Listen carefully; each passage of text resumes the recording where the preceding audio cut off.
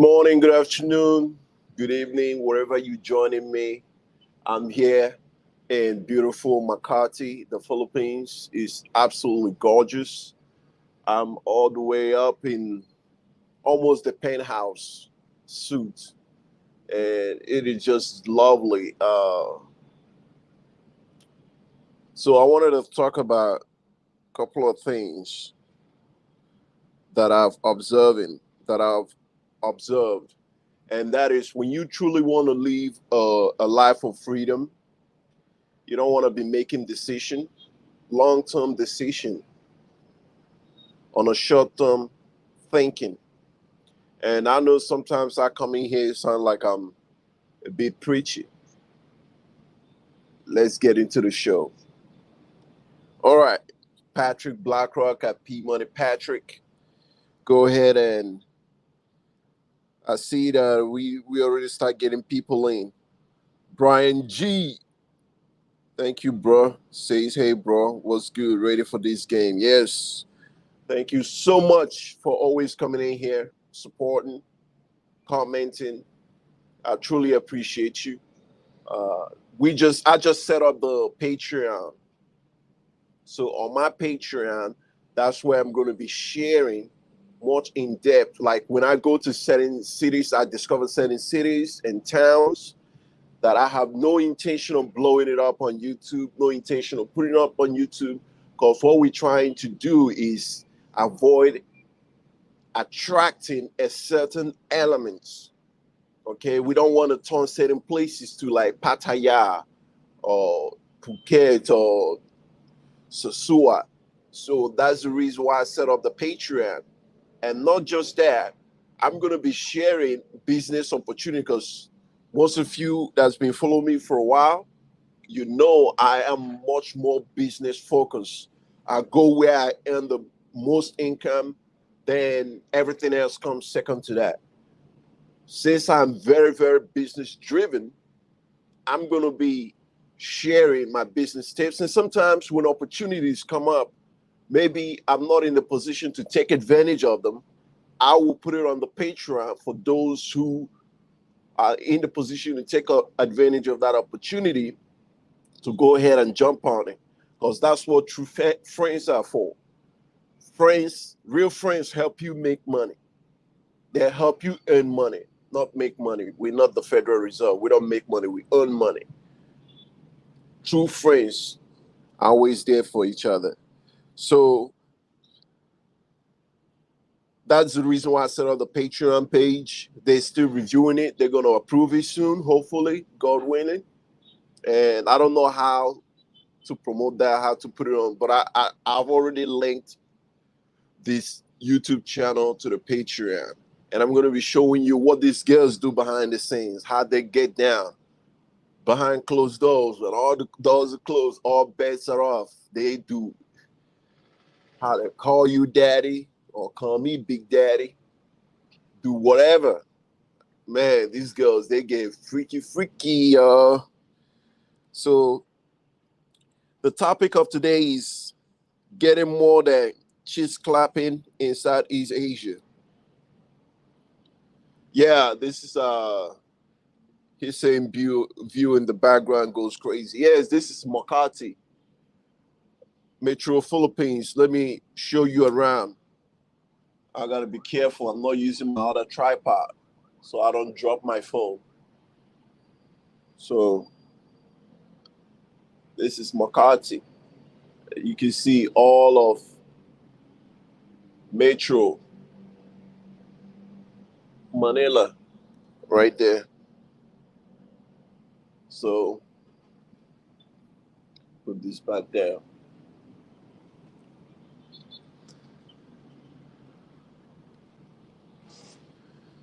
So a couple of things. Getting more than cheese clapping. When you're in these countries, man, the opportunities to clap cheeks is endless. It's endless, especially if you're on your game. You stay good with your hygiene. Because most time guys come over here, they think they don't have to dress nice, they don't have to present themselves better. then what happens is that they get girls at the bottom of the barrel. They get the single mothers. They get the I'm not saying anything against single mothers. It's just not my thing. And I encourage young men who have not had their own families to create their own family. That's what a real man does. It's a channel for men. Women are welcome. However, everything on this channel is male focused. Create your own family. Don't run around trying to raise another man's sloppy seconds. There is no awards for stepdads. I digress. That's not the reason for this topic today. I'm talking about presenting yourself well, looking for opportunities to become a real producing member of whichever society you go into. Because the cheese clapping, it is just endless, man. It is just, I go downstairs, even here in McCarthy. Girls want to stop and talk to me. I am not capping. It Anywhere you go, it just you present yourself well, you carry yourself well, you're gonna get girls that are on the upper food chain. So you're already gonna get all the chicks clapping, all that. That's not a problem. The main problem is staying here, that you found paradise. Remember, guys, this is not going to stay like this forever. As this economy is continue to grow, prices continue to rise, more and more people continue to discover these spots. They continue to come out here. Prices like a condo, starting a business, all that continue to rise up, including getting permanent residency, citizenship, all that. Like they keep raising the prices for getting citizenship by investment. Those keep going up. And many places like Cambodia, where you as a foreigner, once you like you invest an amount of money in Cambodia buying real estate, you get citizenship. And once you get your citizenship, you can buy land. That's one of the things that sets Cambodia apart, including countries like Malaysia, sets it apart from like Philippines and Thailand, where it's damn near impossible to get a citizenship. Damn near impossible, and you as a foreigner, you cannot own land. So it's like, yes, they come into Thailand, they show you a great time, and you have fun, you party and all that stuff. But it's like everything you're working for, if you don't structure it like really meticulously very well, it reverts back to them. It's like they're playing the long game and they benefit a lot from that. So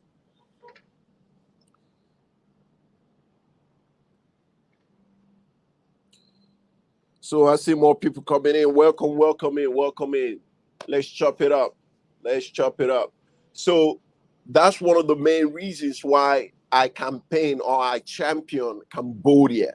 It is a frontier market. The place is full of opportunities.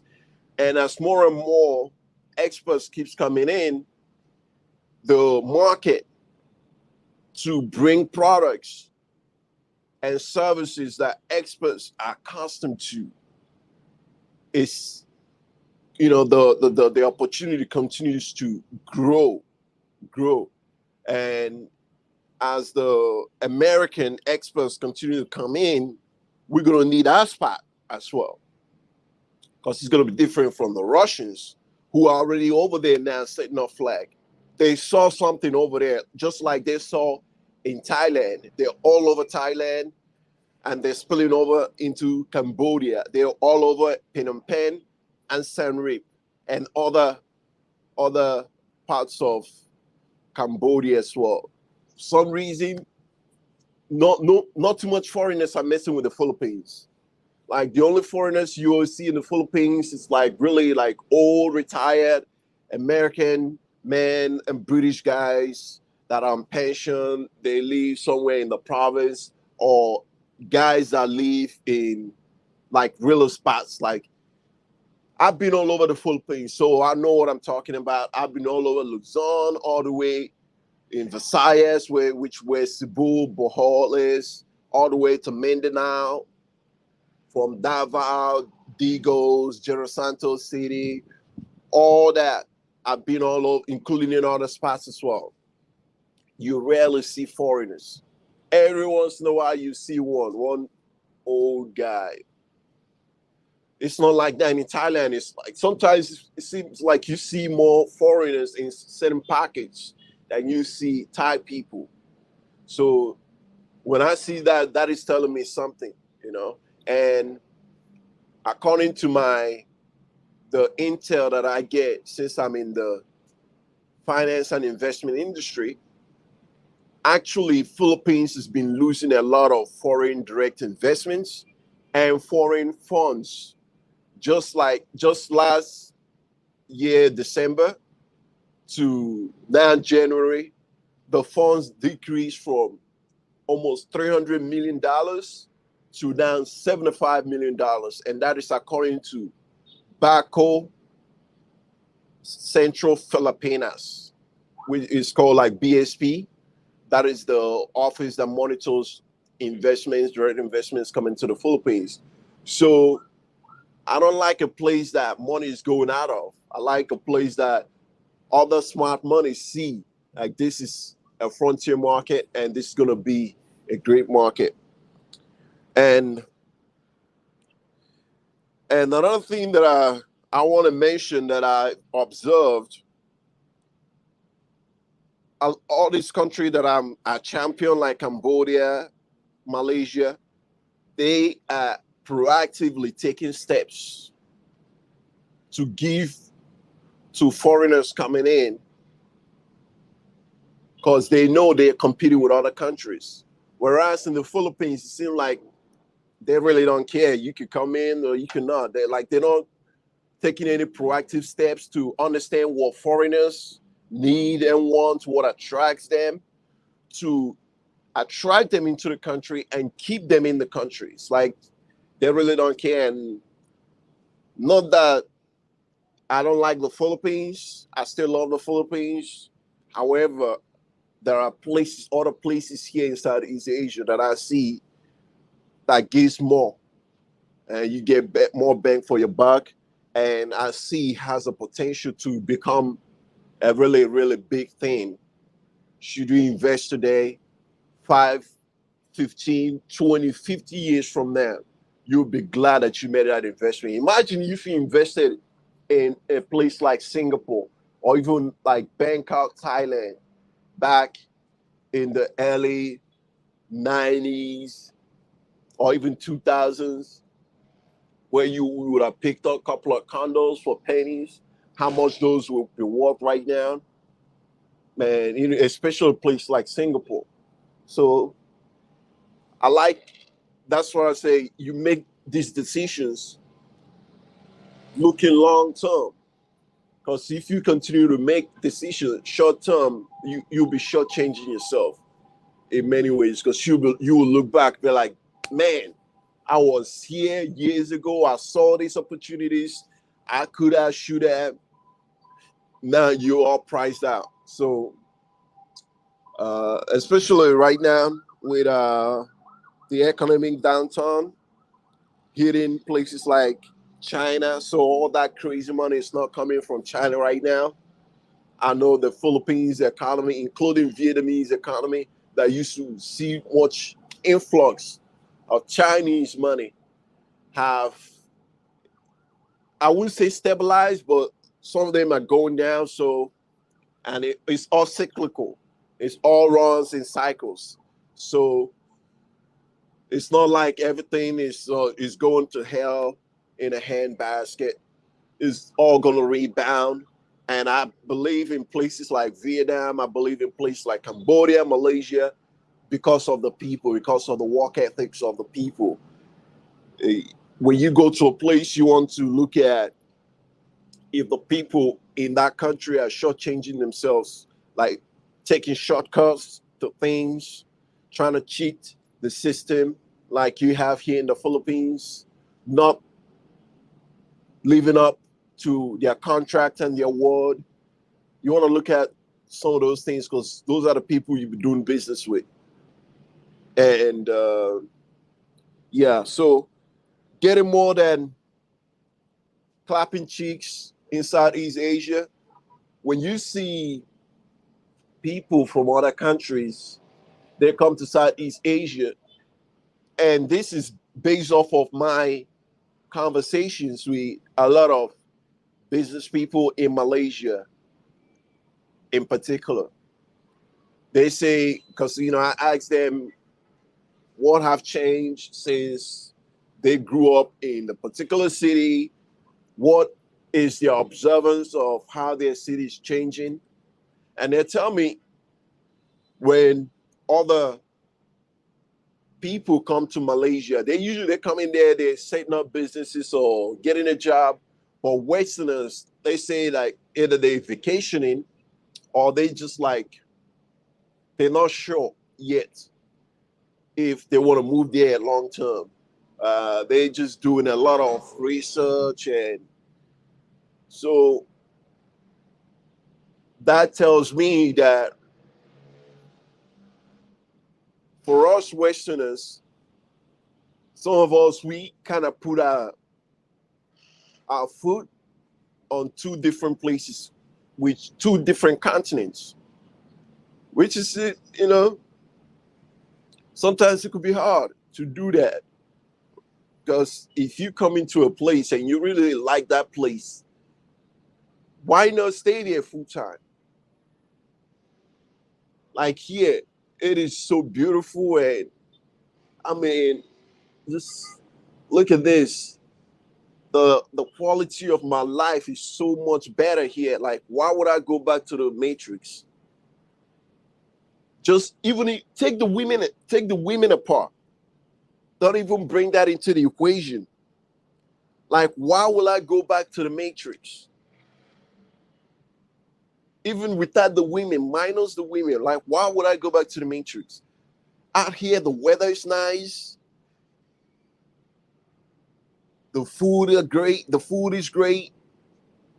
I have business opportunities that I invest in to earn income. My money goes way, way, way longer. Then the people comes into place. The people are pleasing to deal with.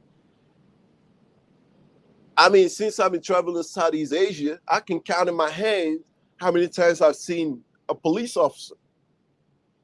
All the countries, how many times I've seen a police officer, and they don't even look my way. So I feel very safe. It's a very safe space. I don't worry about when I go downstairs and walk around, going to shops and malls and movies, the parks, that I'm going to get shot at by someone I don't know from a hole in the wall, someone I have no beef with, just someone suffering from mental illness or suffering from some type of hate and vindictiveness. So let's get a couple of these checks before I continue.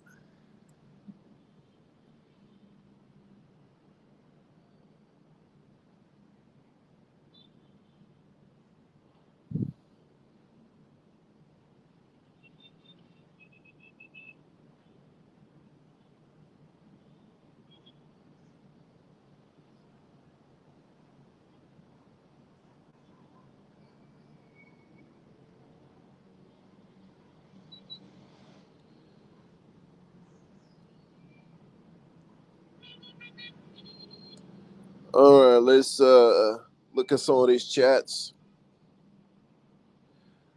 Yeah, guys, you gotta leave things in the comments so we can make this more interactional. That's how you get more.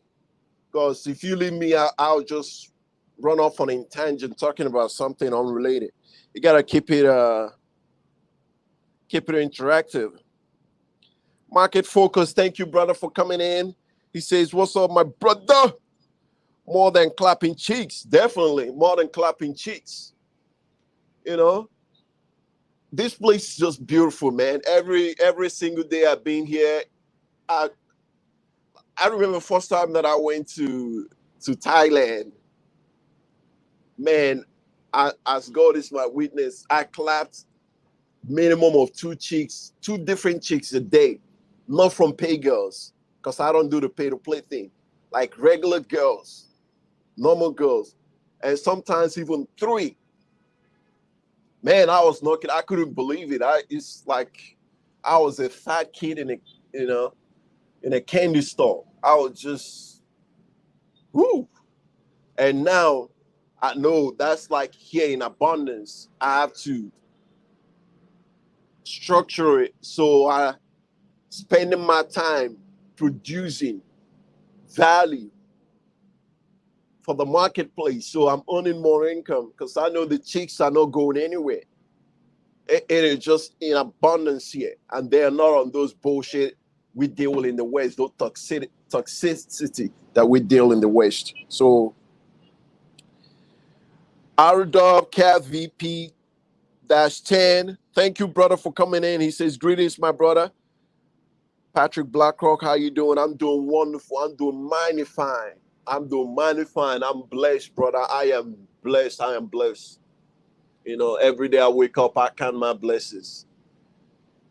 I count my blessings, man. I sit out here, man, in the evening time watching the skyline.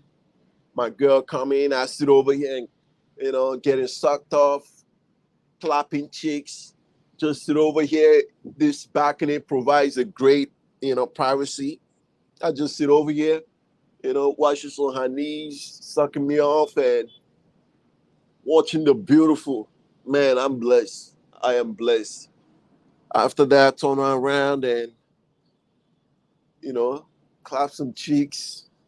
It just, it's marvelous, man. When you are more business focused, because when you travel based on of the females, you might have fun with pay to play girls, but your fun is always undercut, because then you're gonna blow out, because you're balling out of control. You blow out your budget, then you back into that desert called the Matrix. You're gonna be thirsty for a while. That's why guys, they're going back to the Matrix. They are so sad and sick because they know it's gonna be a while to stock up the chips, all the BS they have to deal with. Imagine that you come out here and when you go back to the Matrix, you plan things like what you're gonna bring with you, what you need to set up. So when you come out here, you are here to stay. You are here, you earn an income, you're connecting with people. That's what it's all about. So you could leave that nonsense behind you. You don't have to deal with that anymore. You come out here, set up, have your beautiful family. It's like that part of your life never even happened. Hello, Jack Jack. Thank you for coming in, Jack Jack. He says hello. Aradub Cap VP 10. Greetings, Jack Jack. Okay, greeting. Yeah, man, Jack Jack is the one. Yeah, thank you, Jack Jack. It's a mod here. Jack Jack says, I'm thinking about Cebu. Cebu is a very beautiful, beautiful place. Better than Manila, way, way better than Manila.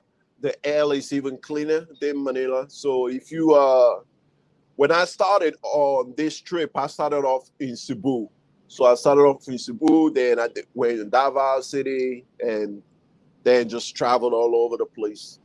But you're gonna love it in Cebu. If you can travel around, head to Davao City. And I'm gonna be putting all this on the Patreon because I don't want to blow up these spots. So Davao City is one of those places that is not known, and I don't want to like continue, keep promoting this till it turns in, because Cebu used to be way, way, way better than what it is right now. But of course, but I digress. Yeah, Davao City is a great place. So it's a short flight, costs you less than $100 to fly from Cebu to Davao City.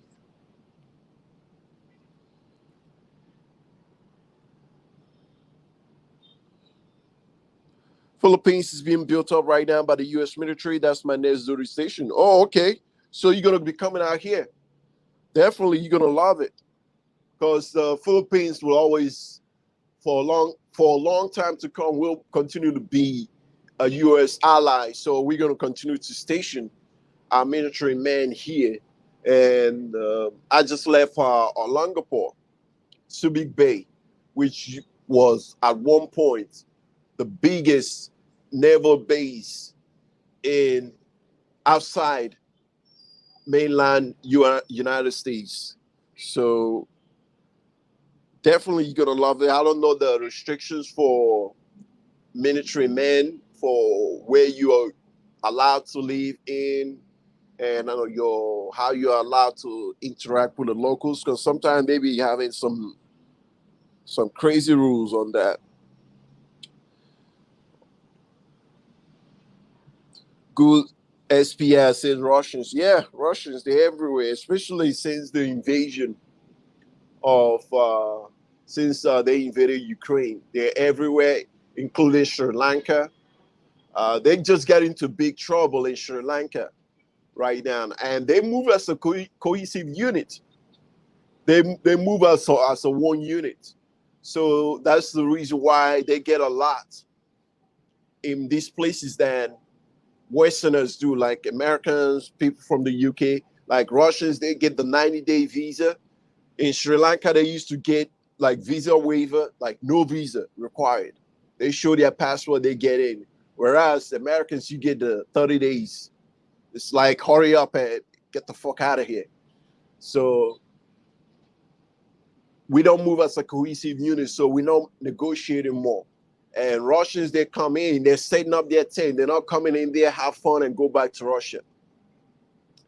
A lot of the businesses that they interact with, once they come in, they start owning those businesses.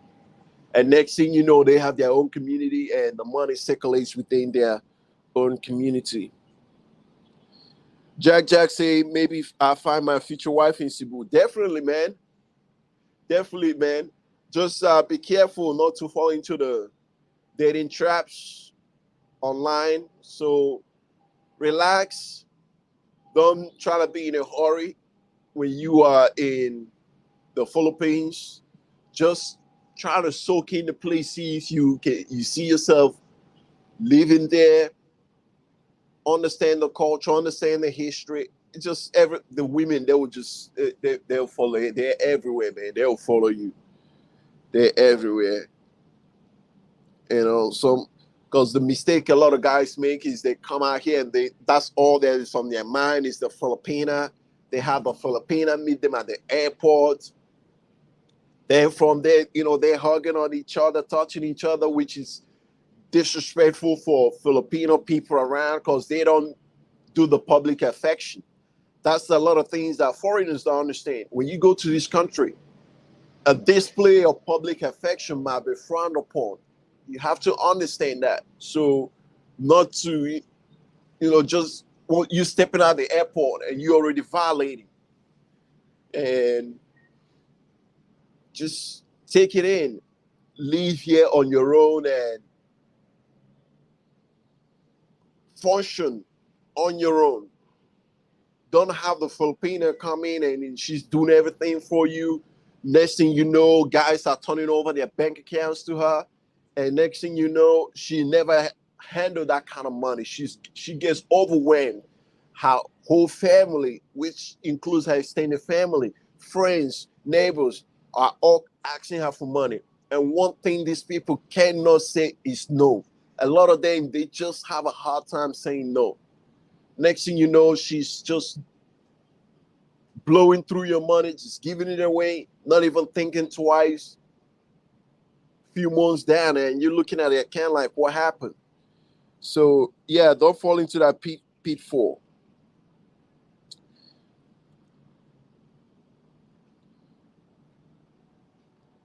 Yeah, you're right, R Dub. Yeah, you're right. You're very right, my brother.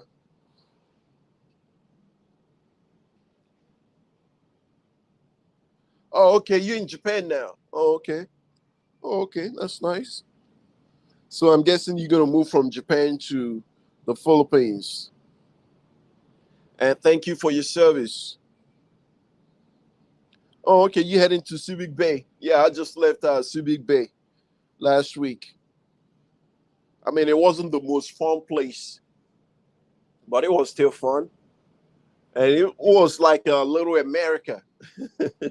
There are drive-throughs, which I haven't seen in a while. A lot of American brands, but it's still a lovely, lovely place. From Subic Bay, Olongapo,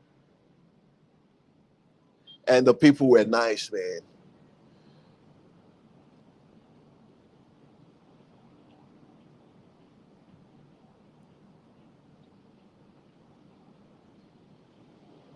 Golden Gate says, "What up, P Money?" And I'm doing mighty fine, Golden Gate. Thank you so much for coming in to the channel. Thank you so much, Jack Jack and R Dub Cat VP10 for welcoming Golden Gate.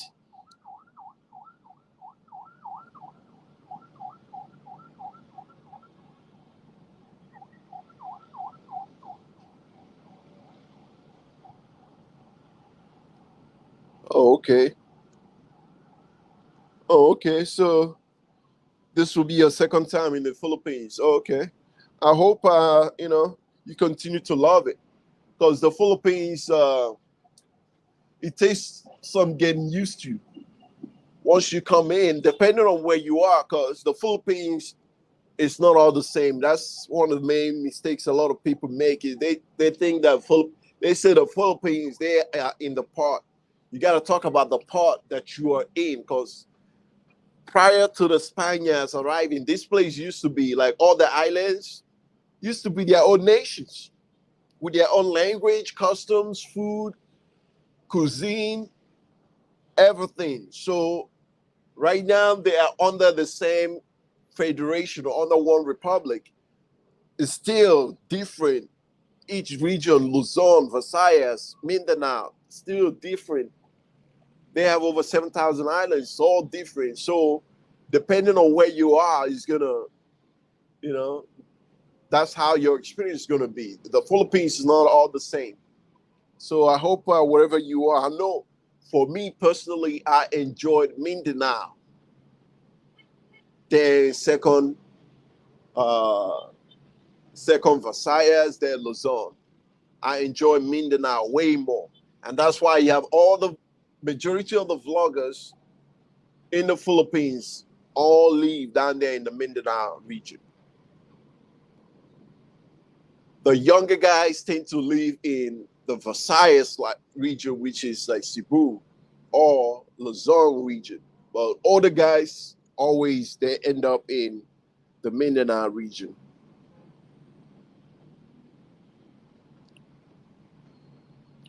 JD, thank you so much, my brother, for coming in. He said, "Hey Patrick, good to see you, brother. I might be coming your way soon." Yes, I gotta let you know, JD. I gotta run back to the Matrix, check on my properties. That I'm back in Southeast Asia again. So I don't know what time you're gonna be here. Hopefully, by the time that I come back, you're already here or you're still here. So, because I like to start meeting a lot of you guys. Thanks for the great information. Definitely, yes. Facts, P Money. Thank you, Neon Shades 8Z, for coming in. Thank you so much. I appreciate you for coming in here, man. Man, 100% right. E Money gets it in. This is my man right here. Thank you so much for coming in. I appreciate you, E Money.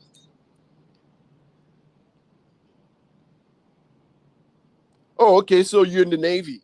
That's good. Yeah, I was about to join the Navy as a naval officer when I graduated with my bachelor's degree in political science and international relations. However, they didn't have the position that I wanted. Yeah, I would have been in the probably I would have been a career naval officer, man.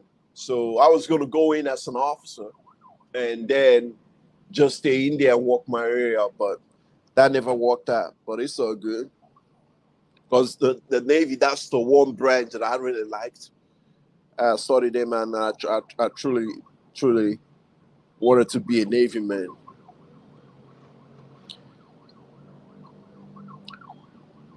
TLO passport, bro. He says, right. I tried to tell Floyd. Oh, come on, man. Come on, man. Come on, bro. Why you always roasting Floyd? You know Floyd is my guy. Oh, come on, man. Yeah. Come on, man. Yeah, but to each his own. That's all I gotta say about that, man. Everyone travels for their own reason. For this community, I gotta share for the young brothers, especially what I know and giving them what I would have want someone to give me when I was in their position. When I was working night shift, the graveyard shift, second shift, dealing with all the bullshit, just looking for escape. You do all that, driving home by yourself. You get home, empty apartment, or if you have a roommate, you might deal with another bullshit. Not roommate not cleaning up, no girlfriend, because all the girls, you might hit it, but after that, it's all BS from there. Saying to yourself, man, there gotta be a better way. There gotta be a better way. Giving you a way so that when you leave, you come out here, you try it out. Just what I always advise, don't just move out here in one go. Please do not do that. Please. Come out here, travel around. Spend time, because every place is not for everyone. And while traveling, you might stumble on a place that no one talks about on the internet, but it is your place. I know I found that place. Because sometimes YouTubers, guys that like vlog, they will go to places that the analytics shows them that people search for more. So when they make a video, it gets more views and clicks. And they're not really looking to give value. They're just looking to get clicks, views on YouTube, and get paid by YouTube. They're not really looking to actually like give you value. So when you come out and you start traveling, you come to the Philippines, you hit a couple of spots in the Philippines, maybe you try another country, try Thailand, try Cambodia, try Vietnam, try Malaysia, if you have the funds to do so. And while you're doing it, you don't have to stay at a 5-star hotel. You could stay at like a small condo in Airbnb, a studio condo. That's all you need, because it's just you at that time. Then once you discover, I can actually live here, I like this place, it has these things for me to do. Because if you just traveling to clap cheeks, it's going to get old. Because after you get those chicks, then what? Then what? You're going to need some activities to do. You want to go places that have activities that you enjoy. And if you're still a young guy, you're not in Social Security, you're not a retired military, you don't have pensions coming in, you're going to need a way to earn income. Okay? So you want to go to places that can help you fund your dream. So let me get this super chat. Neon Shades 8 man, I appreciate it from the bottom of my heart, man. You guys don't know how much I appreciate it. When you send a super chat, that makes me feel like I am doing something, that someone appreciates the work I put in. Because I wake up early, do my work for my Airbnb. I don't like to say Airbnb these days because it's short-term rentals, because it's not just Airbnb. I'm on on the other platforms as well, like VRBO, Expedia, Booking.com. I have to do that. I have to do that work. I have to supervise my cleaners, my maintenance. I have to do all that stuff, edit videos that I shot during the day or previously, and then come and do this live and give you guys more value. It makes me feel like I am doing something right. So, and you guys don't have to give me this money. You don't have to. That's the thing. It's your hard-earned money, and you sending it, you appreciate it. That's how friends say thank you. And that's how I see it. That's how real friends say, thank you, P Money. I appreciate you. I appreciate the work you're doing. Keep doing it. And that's how it helps me, because from this money, I take it and I invest it on making better content for you guys, venturing into different things that I might not have thought about, but I know that you guys will enjoy. And I venture and I do those things and bring you much more value. So when you come out here, you already know from day one. So thank you so much, Neil Chase, AC, for that £2. Thank you, thank you, thank you. Appreciate you. I figure that you're in the UK, you're in the United Kingdom. That was my stomping ground. 2018, 2019. That because I did my master's over there. I lived in Milton Keynes. Milton Keynes. Man, that place was cold. It was so cold. All right, let's get so these more chapters. Then I get back to what I was talking about.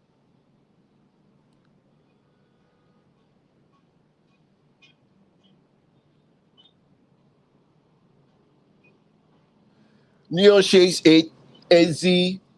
Brother, you said, how do you approach Cambodian women if you don't speak English? If you mean they don't speak English and end on the apps. I was told they ain't too fond of that. No, whoa. I don't know who told you that. That is a bold-faced lie. Whoa, that is hell nah. Here's the thing, Neon Shades. Many times, and I personally experienced this, and I have friends that said this, that they experienced it as well.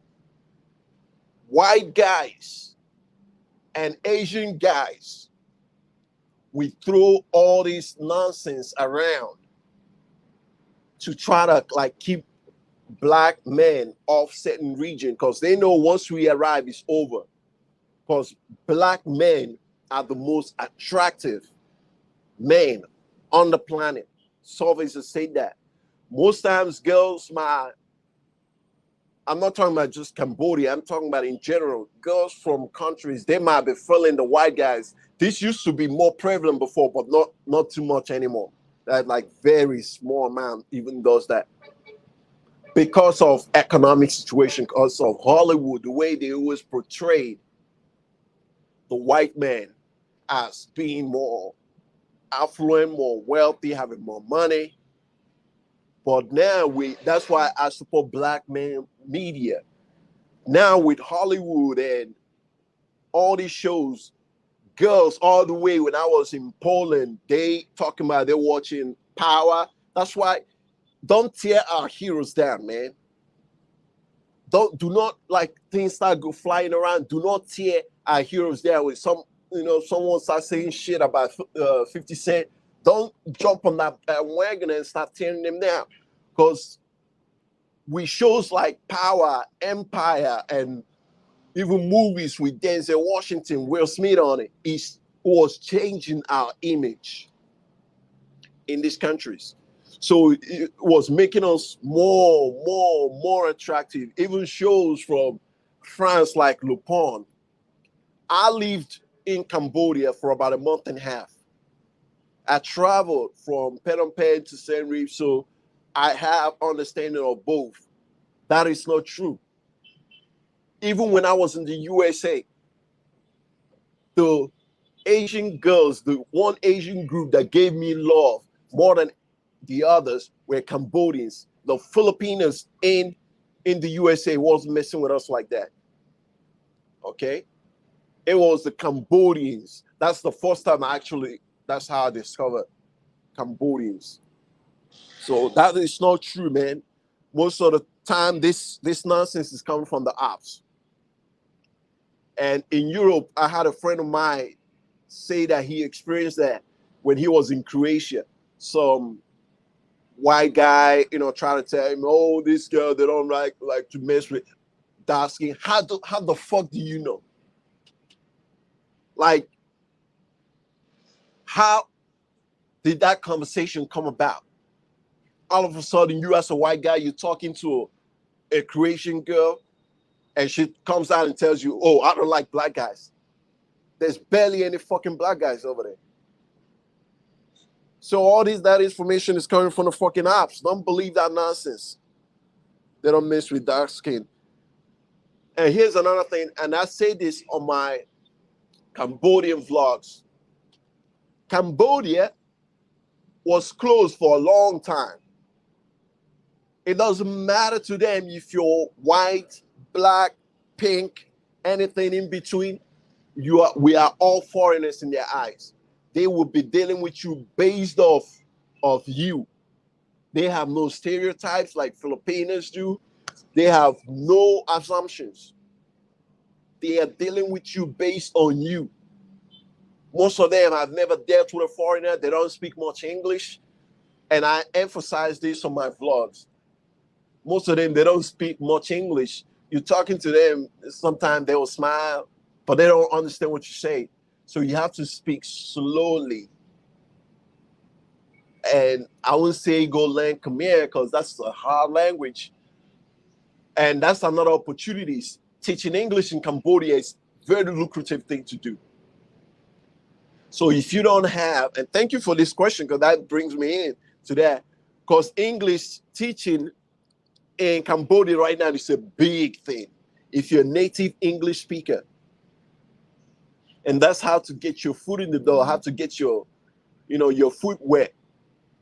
It's not going to make you a lot of money teaching English to Cambodia because they don't have a lot of money, but it gets your foot in the door.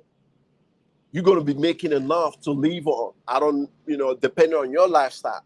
And if you could supplement that with other things, working in IT, working remotely, selling products on Etsy and Amazon, you can find craft products in Cambodia. If you could supplement that, you'll be living large.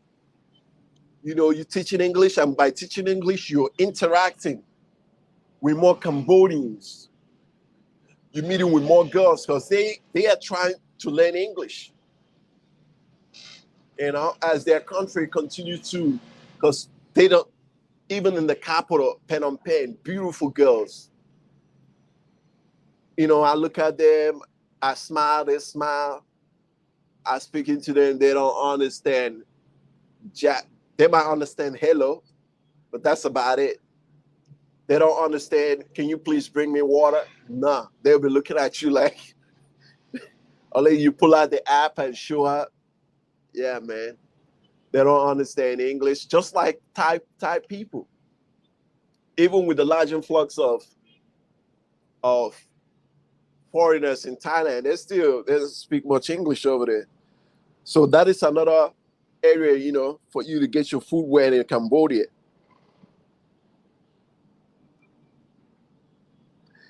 E-Money gets it in. He says, hey, Patrick, I met a Thai girl who does business in Thailand. She exports goods to other countries. She says she can help me, or she can help me get started. She said I should ask my mom if she has contacts in Nigeria. Oh, okay. Yes, because E-Money gets it in. That's very interesting that you say that. Because first time that I was in I was in Thailand, I saw so many products like still Thai and Cambodian product. Cambodia and Thai products are really A1 that I wanted to export.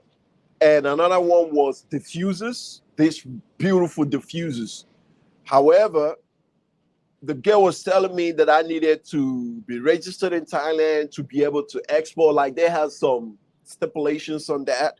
So if you can link up with her and do business, yo man, do your due diligence and go for it. So Nigeria, I do have contacts in Nigeria. So if you want to link up with me and we can look at the business and look at what she's trying to export to Nigeria and we can make it happen. And I have even contacts of Nigerians in Thailand because Nigerians are everywhere.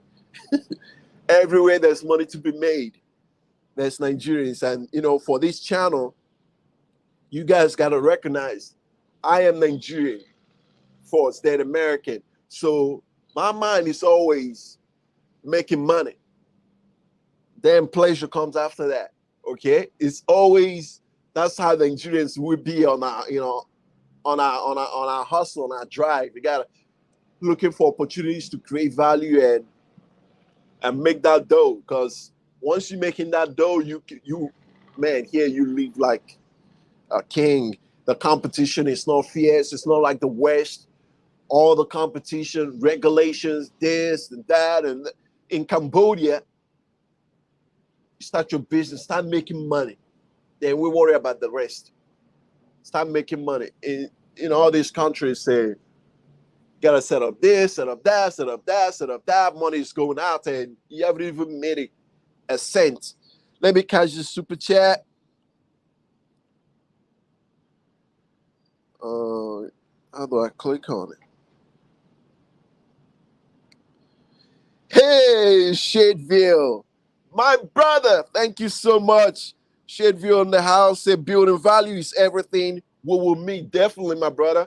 I'm about to run to the Matrix, handle my business before the high season. Then I'm back here in Southeast Asia. So I might, when I come back, I might touch on some places in the Philippines, then to Cambodia, or might just go straight to Cambodia and just, I already got the apartment, the girl that I'm talking to over there, beautiful Cambodian girl that I'm talking to over there. She's like an agent, so she's gonna help me get an apartment.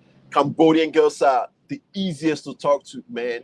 They don't speak much English, but they are the easiest to talk to, down to earth, even easier than Filipinos. And man, it's so refreshing when you come out here. You're dealing with Asian girls, the Southeast Asian countries, whether it's Filipinas, Thai girls, Cambodian, Malaysia, like the level of feminism, man, the level of friendliness. Even when she doesn't want to do something, or you know, she doesn't, maybe you ask her out, you know, you meet her in person, ask her out, and she doesn't want to go out. Even the way they turn it down so gracefully, it's like she's not, you know, on some ego trip, trying to embarrass you, humiliate you, and make you look like, you know, that you do something illegal, so she can, you know, rub her ego. It's just like I never met as seen so much egotistical women like in the West, man.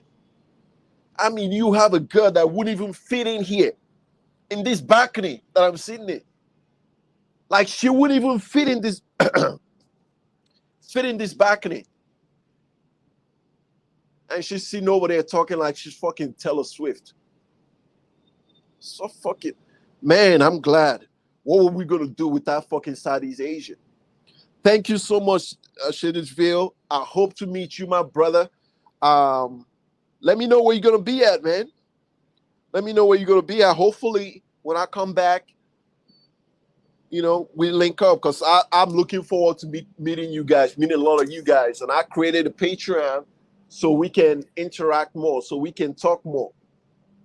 And the Patreon, that's where we share our business, not just showing you what these girls would do, like no limits, behind closed doors, but sharing business tips and ideas. So we help each other earn money. That's all about. So thank you so much. I appreciate that. 20 pounds. Thank you. You know, because you guys don't have to give me jack shit. And I appreciate it every cent. that you donate. I truly appreciate it from the bottom of my heart, man. Yeah, E-Money gets it in. They say, drop a like. Yeah, guys, like, because that's how, our community grows. And we have a stronger community. All these hyenas in the matrix can't touch us. They can't touch us because we're going to be talking about all kinds of things on the Patreon and on this channel, including securing your permanent residency, obtaining citizenship, by marriage, countries where you can obtain citizenship by marriage. So if you you debating whether to go find your wife in this country or that country, hey, if I marry a girl from this country, I get that additional passport that is strong, carries a lot of weight, that you can travel around the world visa free. Hey man, why not diversify your passport? Who knows, with this crazy radical leftist administration that don't want to see us win and smile, who knows?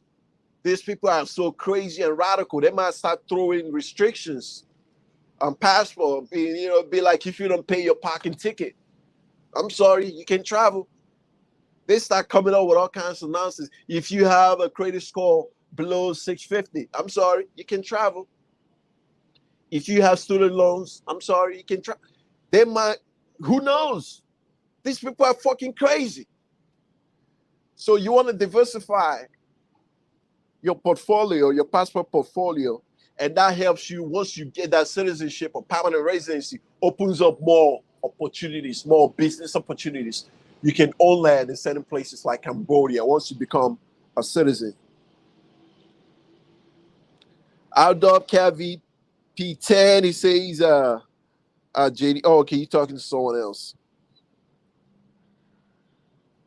Scott 56, thank you so much for coming in. He says, thanks for the stream, brother. You should run a paid course to teach people the short-term rental business. You know what? I thought about that. So that's something I might create and put it on Udemy and just charge the price to create the course. Running a short-term rental internationally and running it remotely. Because as you guys are witness, I've been on the travel for the past 4 or 5 months. And I've been running my Airbnb business remotely. So I'm not capping. You could see it. I got the receipts. I've been out here in Southeast Asia for the past 4 to 5 months now. And all my properties are running all 5-star reviews. Okay, 5-star reviews. My last 2 guests gave me 5-star reviews. I can pull it up and show you. All my properties got 5-star reviews. How to set up those systems to run your property. You remain a premier host on VRBO, super host on Airbnb. Yes, I'm going to be putting up a course. Thank you for mentioning that. And teaching people how to set up systems to do that properly. Because you are as strong as your team is. And you got to watch people. Because if you don't watch people or watch your properties, man, even your best cleaner will start to slack. And you don't want that, because then it starts to show on the guest satisfaction and maybe the reviews. E-Money gets it in. He says, I'm surprised that you say Thailand is friendlier than the Philippines. When I went to the Philippines since 2019, compared to me living here in Thailand now for the last 6 months. You might think that, but I think just the Thai culture is just something about their culture is just what's friendlier. Then again, it goes back to when I say in the Philippines, different regions you will have different experiences. If you are in Manila, even Olongapo, I think Olongapo and Subic Bay the people were still friendly, but it wouldn't compare to like many places in Mindanao. And in Thailand, most places, with the exception of Phuket, that I went to, just the friendliness, man. Like they see you you make a joke, like they get in. It's like the camaraderie they have with foreigners. Like just my experience. Everyone's experience might be different. It's like they team play. Yeah, the Philippines. When I look back at my experiences, the Philippines still, yes, even friendly. Cambodia still really really friendly. The only problems that I had that other experts have is this one group from Eastern Europe. You know who? Russians. So that's the only group. Sometimes they don't even say it. They see you. No, they're giving you that like what are you doing here? Kind of look. All stiff face, frown upon their faces. You know, you like people are sitting talking amongst themselves. Then you come in to sit down, or you walking by. All of a sudden, this conversation stops, and they all stiff. It fucks up with the energy. But a lot of people don't like to mention that. For me, I put it out there so when you're traveling and it happens to you, you don't take it personal. So hey man, this is how these people are. Because if the vloggers are all focused on the positive side, they just talk about the positive side. They don't want to talk about the negatives that they themselves I experienced or have experienced. When someone comes out there and they experience it, they'd be like, "Yo, is it me? Am I doing something wrong?" So I want to, gotta balance it out. So when you come out and you experience it, hey man, I already, no. So I don't take that personal. You just, brush it off your shoulder. Just keep moving. Where you walk around and if the Russians show you love, then you're an exception. When I've spoken to some Russians, they've been friendly. But most of the time, when you are you go to the beach and you're the only, melanated people over there with Thai people. The rest is just them all over, especially like Phuket, all over all the beaches I went to. And I've vlogged about this. See on my beach, just them. You go over there to, set up your lounge and relax with your coconut water. Everyone around you, so stiffen up and like what are you doing here? Like they might not verbally say it, but it's just you know, yeah. But it is what it is.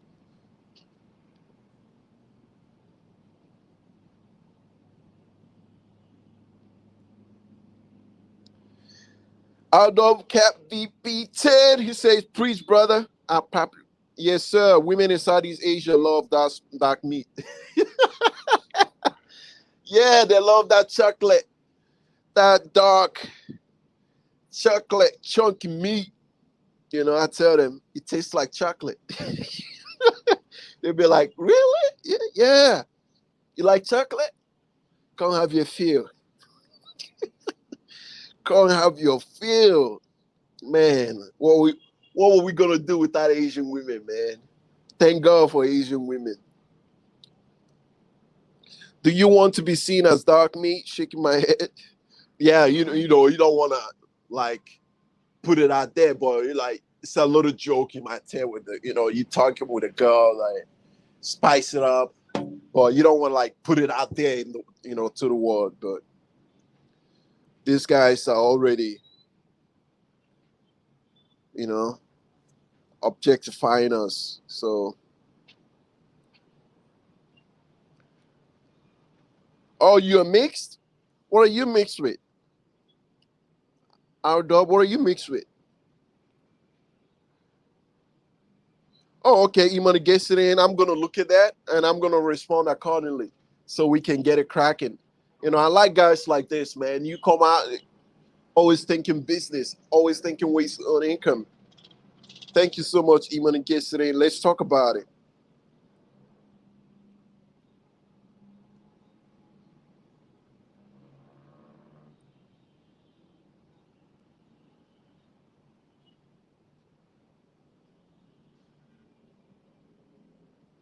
Oh, you're talking to our dub. Oh, okay. JD, you talking to our dub. Um, my Instagram, my Instagram is, what is it now? Because I'm very not that active on. Yeah, type in Patrick Blackrock on Instagram. My profile should come up. It might be P Money Patrick, or type in Patrick Blackrock on Instagram. My profile should be able to pop up. Yeah, type that in, and you could send me messages over there, and I'll respond to them.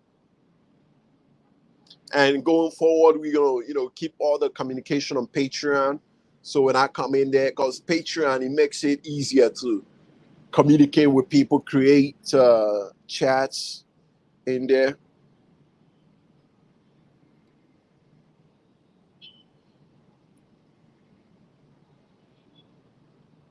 Market Focus says, I was thinking about visiting Japan, but making me thinking about Cambodia, bro.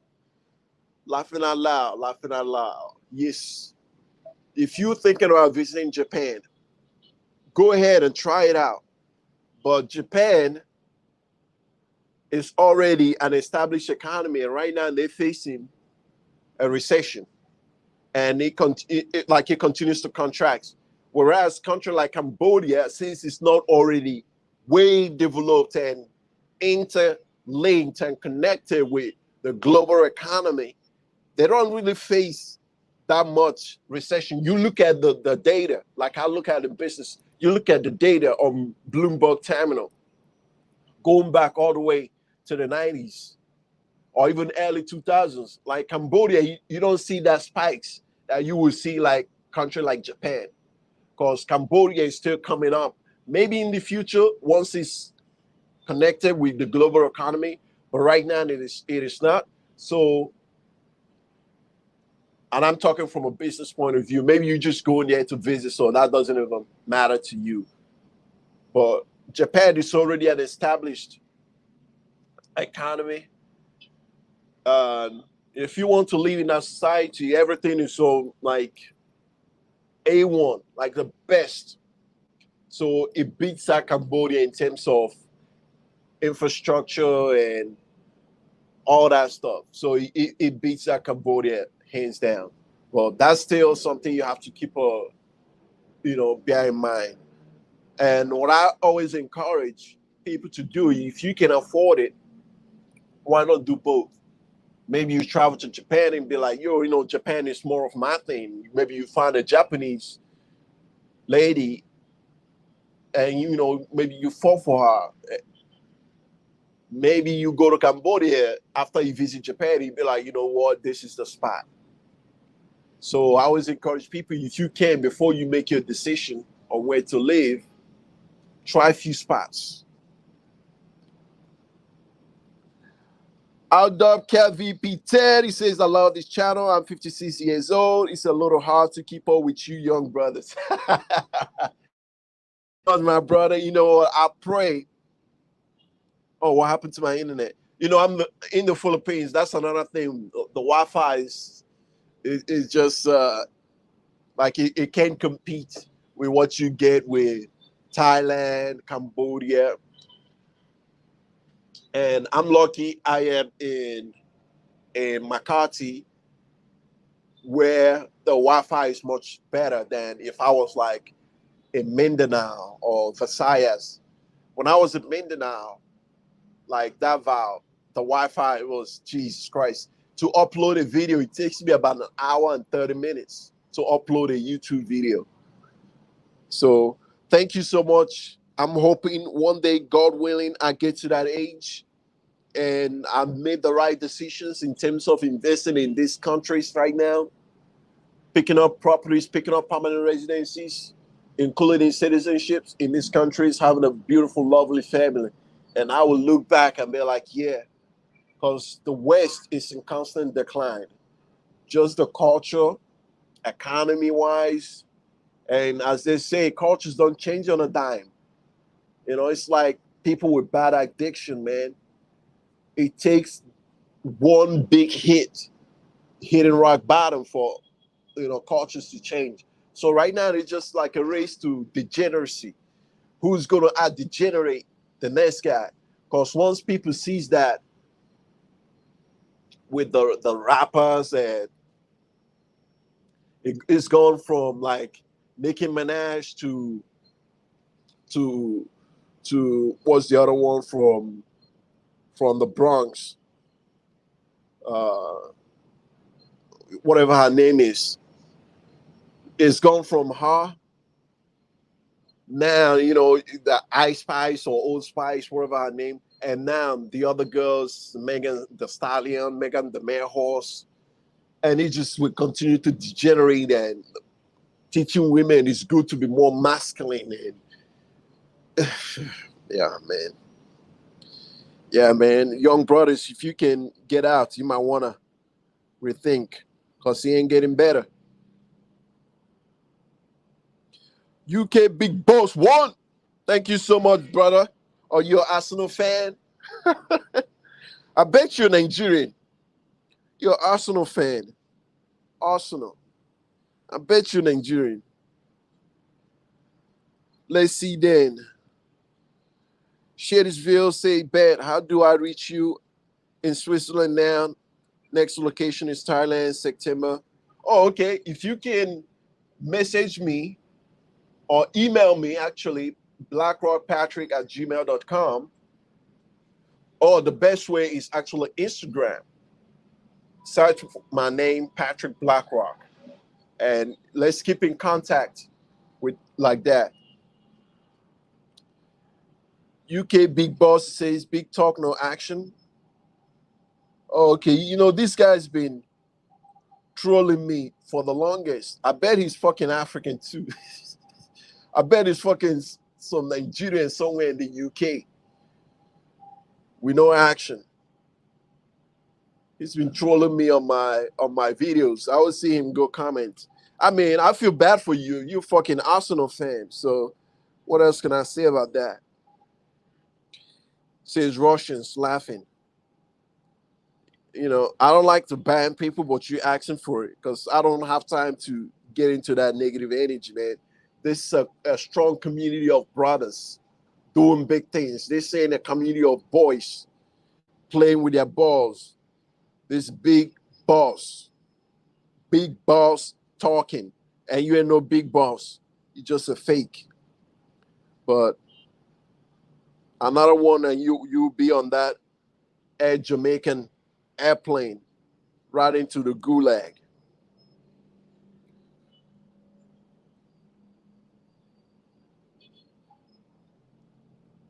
Oh, okay. You're Puerto Rican. And Puerto Rican and Sicilian mix. Woo! What a combination. What a combination. I wonder if you ever been to Sicily. You might want to, since you are Puerto Rican and Sicilian mix, why don't you explore getting an Italian citizenship by birth? I mean, by lineage. Look into that, because that's one thing. I don't know what kind of programs Italy has.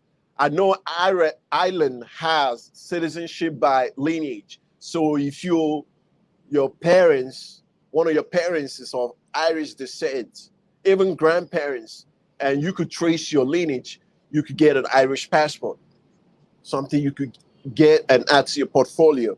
So look in and see if you can get Italian passport, because Sicily is part of Italy. And you get an Italian passport, you have access to entire Europe, all the Schengen areas. So including UK and other countries as well.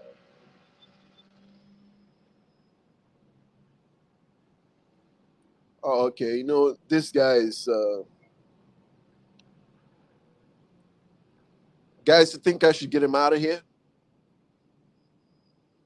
because he's not adding any value. There's no reason to have someone come in to a room and they adding no value. Their behavior is not even childish. It is just just downright stupidity. They come into a room full of men, full of grown men and women, and they just take the road of being a rubbish. And they wonder why people don't take them serious in life.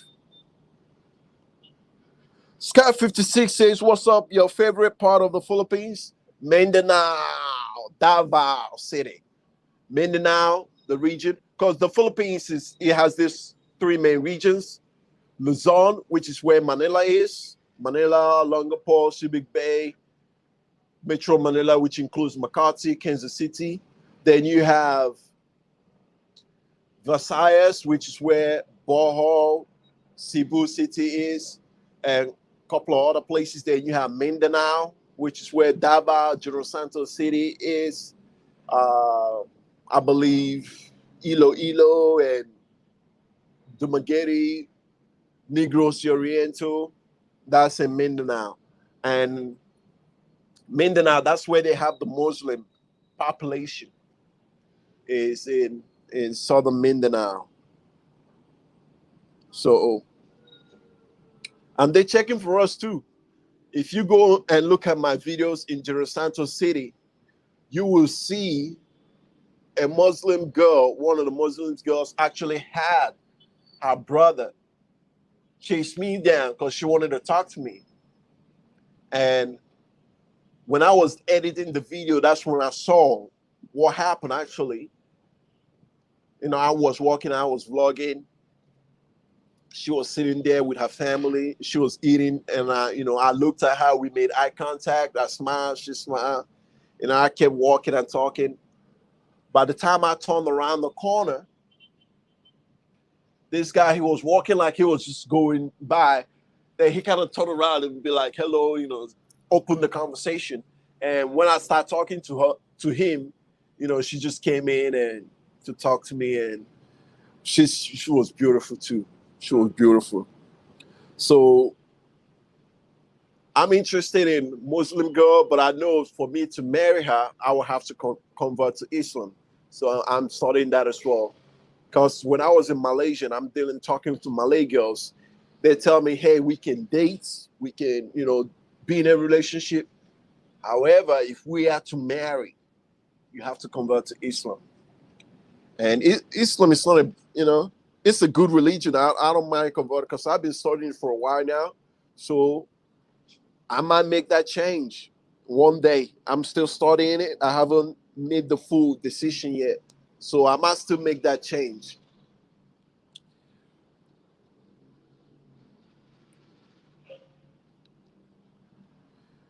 UK Big Boss One, he says BGC is the best place to live in the Philippines. Well, that's your opinion. It's not the best place. See, when people talk like this, they don't know what they're talking about. BGC, which is Bonifacio City, Bonifacio Global City, is like a pocket of expats. It's like a little West, little like America. All you're dealing with is the Philippines from a Western lens. You're really not dealing with the real Philippines. See, when he talk about this, this guy don't know what he's talking about. BGC is right there, actually, because I'm in Makati. It's not that far. It's right there. And it's not the best place to live in the Philippines. Just talking out your ass. RW Cal VP10, that Wi-Fi in the Philippines can be up in the air. Yeah, man. Yeah, man. That's another thing. You see,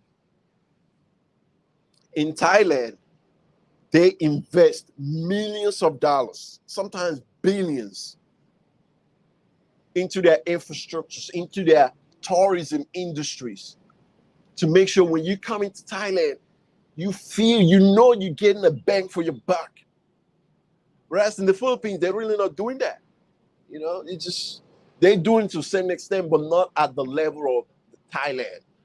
Like I'm hard placed to see anyone that goes to Thailand, not for chest clapping, that's going to Thailand to experience Thailand and not focusing on clapping chicks, that will say I didn't get a bang for my buck in food, in accommodation, whether you're renting like a Airbnb or hotel, in transportation, like how much to get to places, in like activities like riding an ATV, and like doing the zip lining thing, going jumping on on the elephant, and just like spiritual exploration, hiking, spending time at the beach. It's just like I'm hard pressed to see someone that would go and say, I spent money on that in Thailand and it was not worth it. Apart from, going over there to clap cheeks. And that's why I say there's more to this than clapping cheeks, because that gets old after a while. It gets old. You mean, like, because myself, I have experienced the desert of the West. Being in that desert and you're so fucking thirsty, that's the only shit on your mind. You don't give a fuck about cultures, you don't give a fuck about experiencing nothing else. You just want to go over there, just clap chicks till you don't want to clap no more. Then you'd be like, then what? Then what? But if you can squeeze in all the things you want to do, so you could go to parts of that country or go to actually the country that has those activities. So clapping cheeks, you're doing all the things that it will blow your mind to, you'll be thinking like, what am I even doing in the Matrix? If you don't have like legal obligations that keeps you in the Matrix, you're like why am I even here? Oh, okay. So Jack, can you do me a favor, please? Can you grab my Instagram link and put it in the chat so people can find it and go ahead and follow and send me a message on Instagram so I can communicate with you, because it's much easier, much more seamless for me to communicate on Instagram. I am 35 years old. JD asks, how old are you, Patrick? I am 35 years old. So I still got a lot of years, God willing, of productivity, of adding value. That's why I'm thinking of business, because I know if I'm just thinking of clapping chicks, that's a whole lot of years just to be out here tricking. So I'm thinking of setting flags in this Southeast Asia, because Southeast Asia and Africa is the future. The West is not the future. They're taxing their citizens beyond their capacity to pay. And they're using the money on wasteful spending. They keep going more and more to the left and more radical, and it just doesn't work. They keep electing more and more incompetence.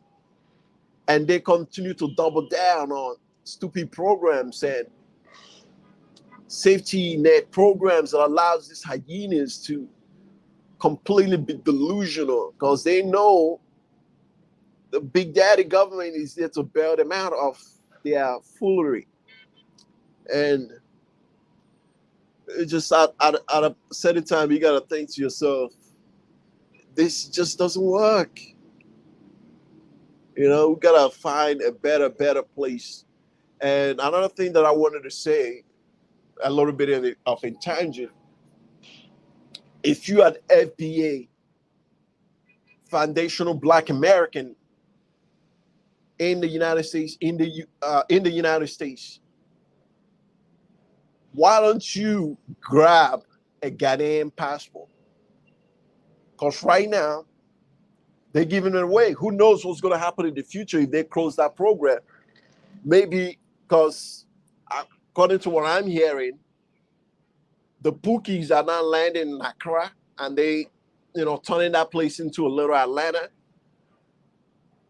What if they start making problems with the locals and they be like, you know what? We're going to close this citizenship thing. Why don't you grab that passport right now? Ghanaian passport. It opens you up. You could travel all through West Africa. They have something they call ECOWAS, which is an organization of West African countries. you could travel all that area visa free. And according to Austin Holloman, one of his biggest problems was he was traveling with a U.S. passport in Africa, so he had to deal with all these visa issues. Because like as United States continues to run around, pissing the rest of the world off, and they keep throwing a little bit of more restrictions on that passport. And that's another reason why I want to diversify, and I continue to diversify. And I encourage you to do so. Because a lot of when I'm following these passport programs, a lot of these places are getting like visa free. They open it up to different countries like Poland and Malaysia, getting visa free to like China and stuff like that. Why don't you grab those passports? You could travel to China if you want to. You don't have to have that American passport. And it's safer when you go to certain countries like China or Russia, if you want to go to Russia, so they don't know you're an American. Because they're grabbing American citizens now and using them for as bargaining chips. But that's a little bit of an tangent. E-Money gets it in. Oh, yeah, Cardi B. Yeah, you went from Nicki Minaj, Cardi B, and it just Ice Spice, and yeah, man. And the worst is going to come. And that's another one called Sexy Red, something like that. I mean, it's just, yeah, man. Then you ask yourself, how did we go from fucking Aretha Franklin, Whitney Houston, fucking Brandy, Beyonce, to Red Sexy? It's not getting better. It is not getting better. Just, yeah, yuck. Because they're incentivized to be like that. They get paid a lot of money to be like that. So the next one coming out is going to bring more degeneracy, because that degeneracy brings more attention, and we are in the attention economy. Whoever can grab that attention and hold it, as long as you're not doing something illegal, you get paid. It doesn't matter. If you're saying the most outrageous things, as long as you can grab people's fucking attention and hold it, there's always a product that people can put in front of it. Even if it's sexy content and it is grabbing attention, they can put lingerie in there. They can put Sierras in there. They can put all kinds of products in front of that audience to get paid. So we in the attention economy, and the degeneracy grabs that attention. Whereas in these countries, like Malaysia, for instance, that banned Family Guy because of indecency. You know, you look at countries like that, countries that have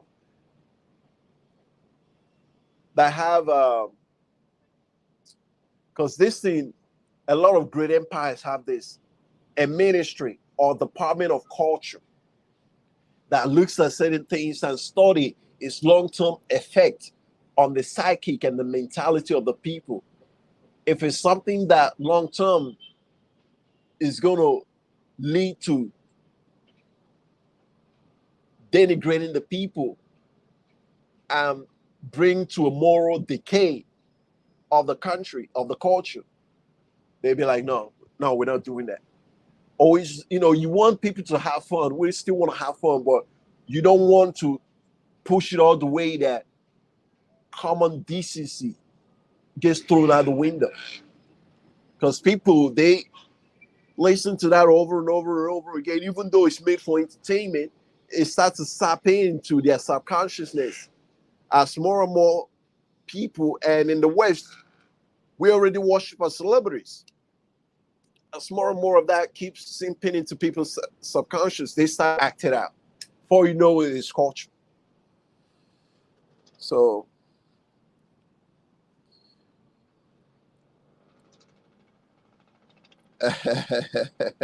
why do you think I'm 38? Outdoor Cap VP10. Outdoor Cap VP10, he says, Patrick Blacklog is all action. He's a great guy and speaks facts. Thank you so much, my brother. Appreciate that.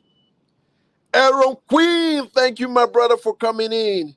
He says I ate 6 live stream lobsters. Today I love lobster. Dang, that's a lot. I could have had more, but I got tired of breaking them. Where are you, Aaron Queen? Are you in the Matrix or you are here in Southeast Asia? Yeah, man, I love me some lobster, especially when out here in Southeast Asia, Thailand, especially, and Cambodia. Yeah, Thailand and Cambodia, man. I went to this place in Cambodia. I mean, in Thailand, and you see it on my vlog, where we just ate so much fucking lobsters. And I had my Cambodian queen, who, she's in Thailand, but she's from Cambodia. She was just cracking it and feeding it to me, man. Man, yeah, man, I gotta head back to the Matrix. And you over there cracking it yourself. Out here in Southeast Asia, your girl cracks that shit for you, and feed it to you. Iman against it in them Arsenal fans be getting brave recently. Yeah, man, they are. They're hardly win anything. Manchester United has won everything and has recorded the premiere in the Premier League and has the record in the Premier League for the most titles. Facts. But this Arsenal guys, man, you can't hear a word from them, man. There's something else. It's like Chiefs fan today. Okay, and I originally, because Kansas was the first city that I landed in when I first got to the United States. So originally, my first football team was the Kansas City Chiefs. So I'm still somewhat of a Chiefs fan.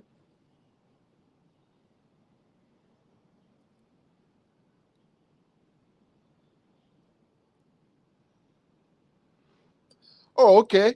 So if your mother was born in Sicily, why don't you look into that? Why don't you look into getting citizenship by investment?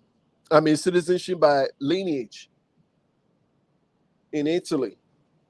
Italian passport is a great passport to have. It is a great passport to have. I was born in Budburg, Germany. I'm a dual citizenship or now in Germany. Oh, okay. So you already have your German passport. You have a US passport. That's good.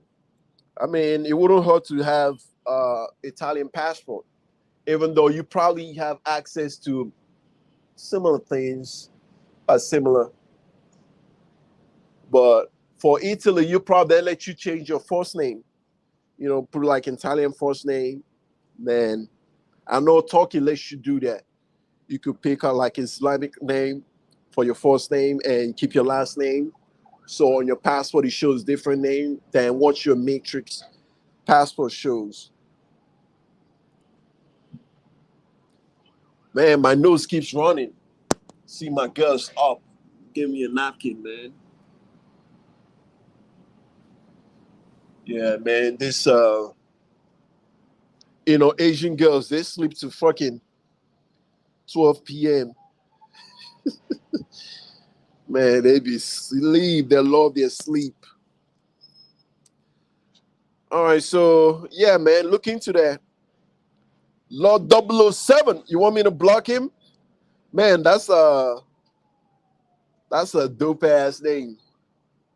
That's a dope ass name, Lord 007. Sound like James Bond, British. Yeah, if Arsenal big boss, if you want to cam up, please do cam up so we can see what you're all about. Put up your receipt. If you say you're a man of action, put it up. I'll drop the link on the chat so you could cam up and come up and show us how to do it.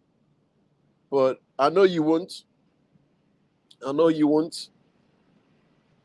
Yeah, You see, that's another thing. When people have spent so much time in the matrix, they eat all those toxins. It starts to seep out. Some people, they succumb to it. Some people will choose to escape. I tell you, escape that matrix. Because all they're doing is just harvesting your body's heat, harvesting your labor. And they show you all these false realities. You think you're getting ahead. It's just like, it's all false reality. You gotta get out there to actually leave, to experience the real for real. Aaron Queen, thank you so much for that $5 super chat. Man, it means so much to me when you guys do this. It's a BJ by a beautiful lady boy in Thailand, considered asking for Jack Jack. Come on, man. Don't disrespect Jack Jack like that. Jack Jack, my boy, man. Come on, man. Yeah, man. To each is his own. To each is his own, man. Yeah, man. If you get down like that, you're in. There's no dipping your toe in. Once you're in that zone, you're in. But I don't know why anyone who is not in that lifestyle will go in there. Because the women is just in abundance. It's not like you're in a place with no females. It's just like females freaking everywhere. And that's a lifestyle some people choose to live. And there's nothing wrong with that. If that's you, do you. Do you. There's guys that come from UK, Australia, strictly focused on lady boys. They don't want like a natural woman born with a uterus. They strictly go for the lady boys. That's their thing. There's nothing wrong with that. So my only problem is when I don't face this problem. Like when I was in Cambodia, I never ran into any lady boy. I'm sure they have it out there, but I never ran into none of that. In Thailand, they would disclose to you if you're online and you like dating online, like trying to pipeline, Thai lady boys, they will let you know. Either they put it on their profile, or if you're talking to them, they will let you know. In the Philippines, it's another thing. They will try to weasel their way into your inbox, pretending to be a natural born woman with a uterus. It is just fucking mind blowing. And I think in Subic Bay, it might be Subic Bay somewhere, it might be Angel City, that a foreigner deleted, unlived a Filipino, pretending to be, he was drunk, thought it was a woman, woke up to a transformer, it went left, and the guy came up deleted. And that guy, I don't think he did any jail time in the Philippines. You fuck around, you find out. Don't do that, because that's sexual assault. If I could talk to this Filipino, don't fucking play like that with Westerners, especially black Westerners. We don't fucking play like that. We don't get down like that. Don't try to fuck you weasel your way in. Like, we're not gonna find out, because that's how people fucking get hurt.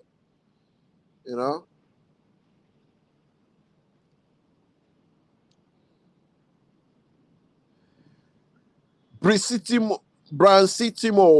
Hello, P Money. What do you think about Filipina? Do you enjoy your time? Yes, I enjoy my time here in the Philippines. Many places I've been in the Philippines. I enjoyed my time. The food is not up to par with other places. I just came from Malaysia, and I miss the food. And before Malaysia was Thailand, and before Thailand was Cambodia.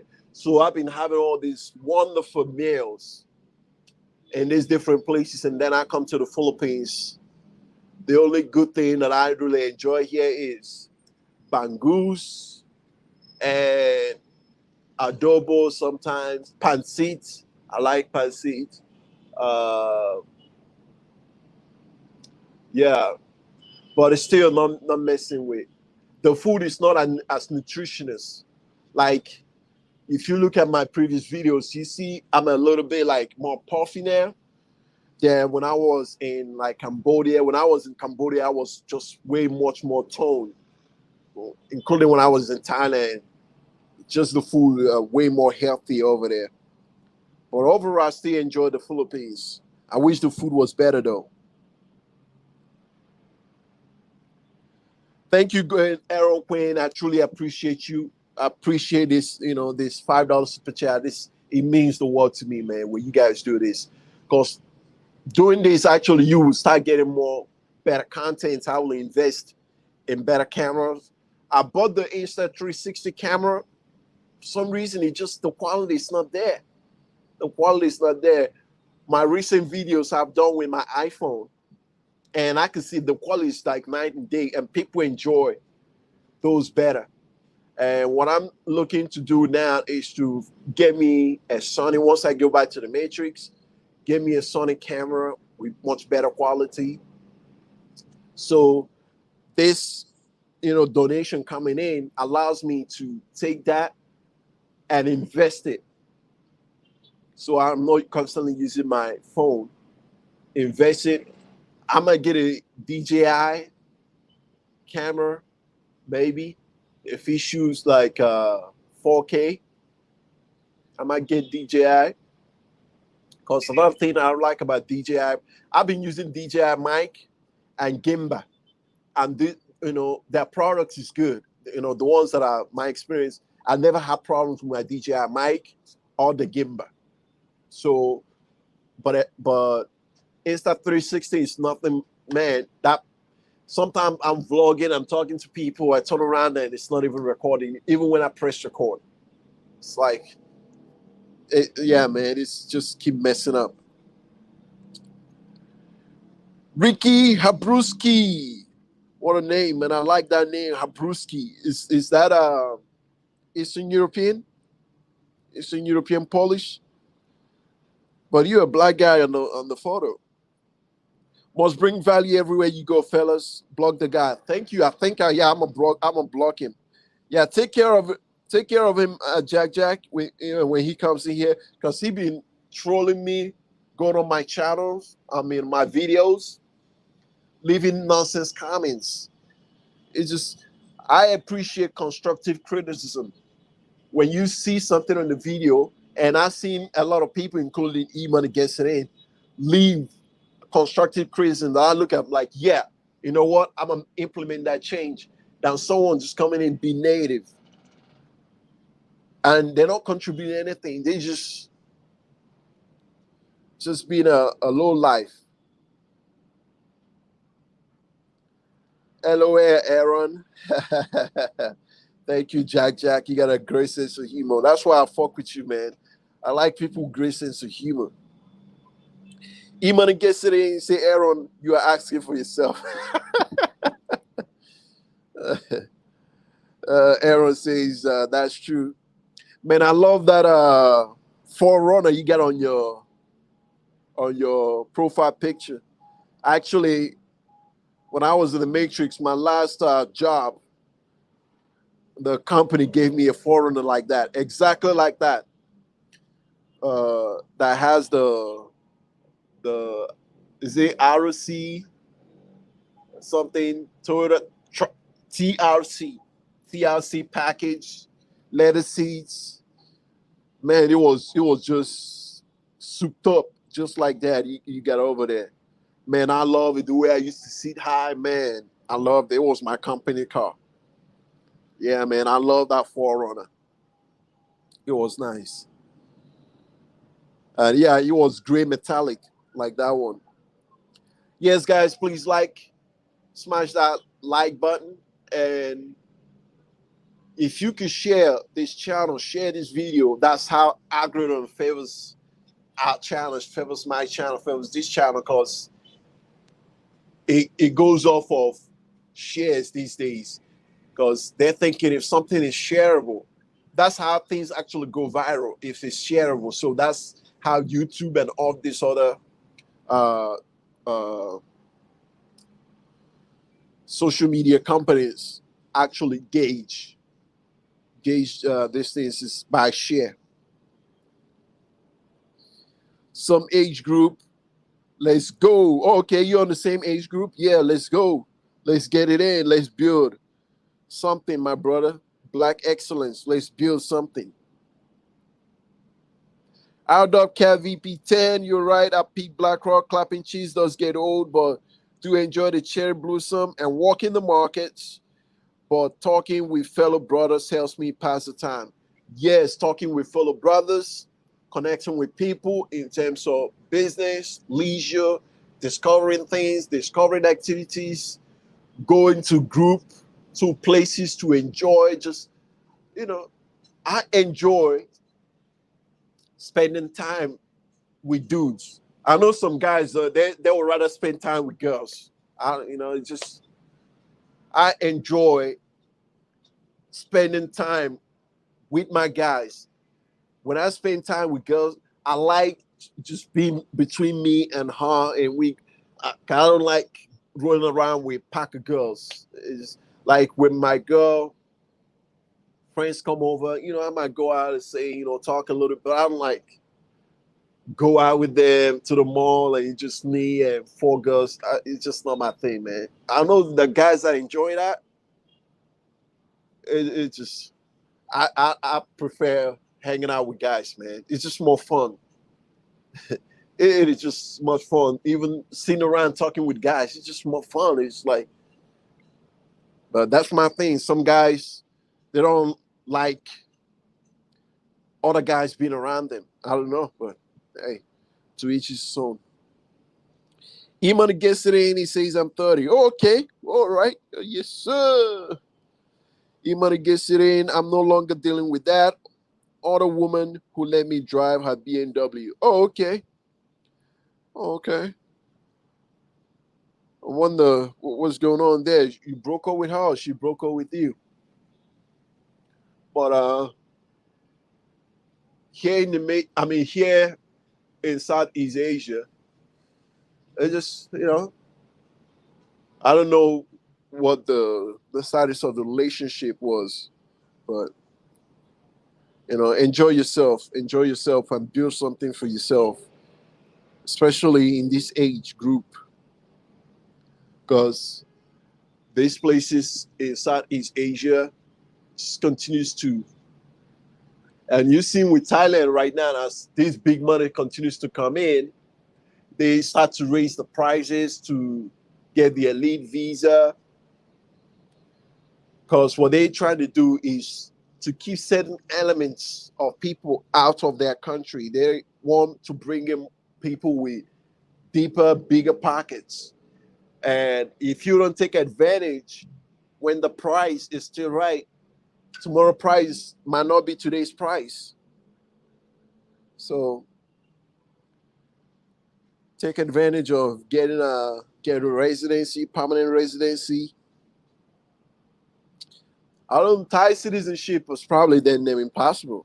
I've never looked into that. That's another area you want to look into. LJ says, how do you afford to travel around the world? I run Airbnb businesses. That's how I afford. And when I'm in the matrix, I slim down everything I spend on to the bare minimum. Just the things that I need, like my phone, food, gym, to stay healthy, stay active, investing my money. That's about it. Just making my money work for me.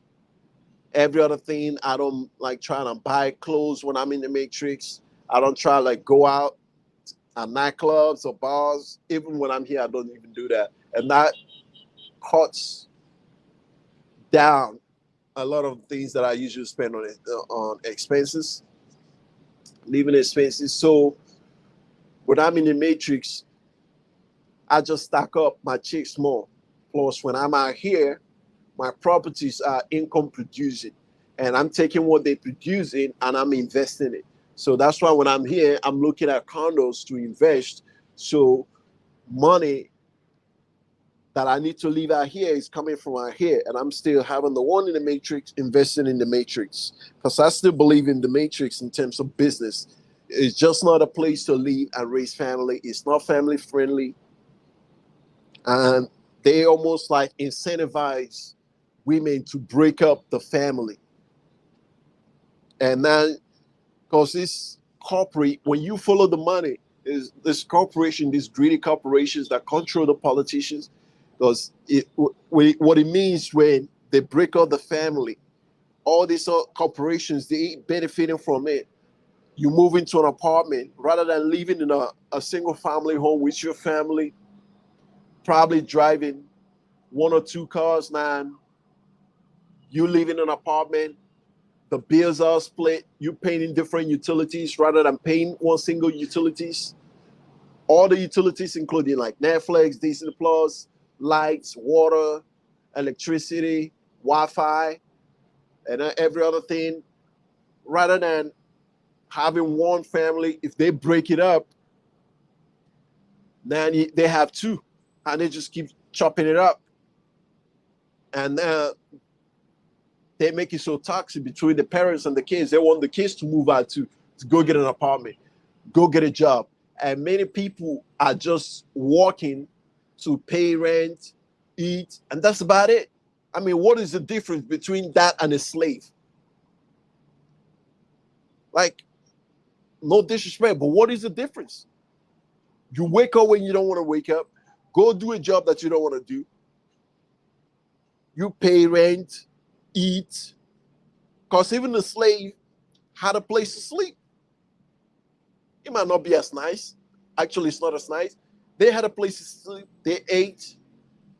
And most people are living not in the most nicest place.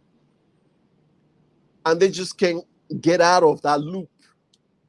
It's a game, man. It's a game. And they want to make you think that buying that new Dodge Charger or Challenger is going to make you feel the happiest, get you the girl. No, it does not. It does not. If a girl is only going to go out with you because you're driving a brand new 2024 Scat Pack, it's not the right woman for you. Thank you so much for putting that in. Yes, that's my Instagram at Patrick Blackrock.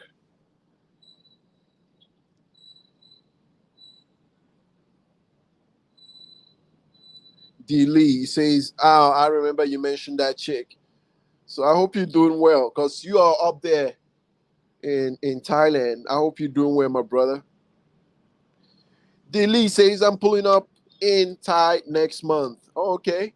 I wonder what part you're going to go. If you could travel around, I do say travel around. You might want to, because most airline will land in Bangkok or Phuket. So you could either start from Phuket and work your way from Phuket, Hua Hin, Bangkok, and Pattaya.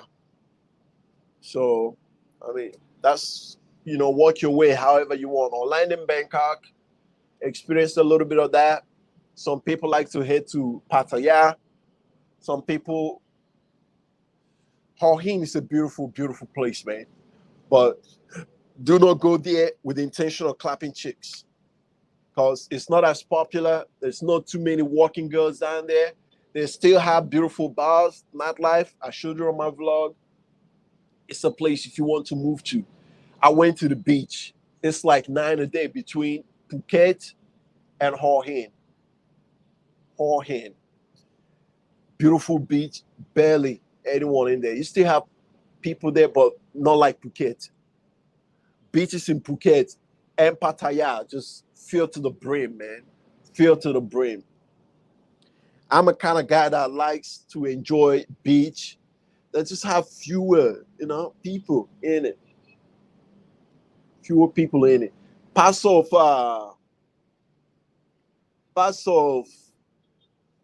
Phuket, the place that I was in Phuket, the beach is called If you watch my Phuket vlog, you will see the beach. I forgot the name of it now. But it was so beautiful. And it was very few people in it. But it's like 30 minutes bike ride from like Patong Beach to that place.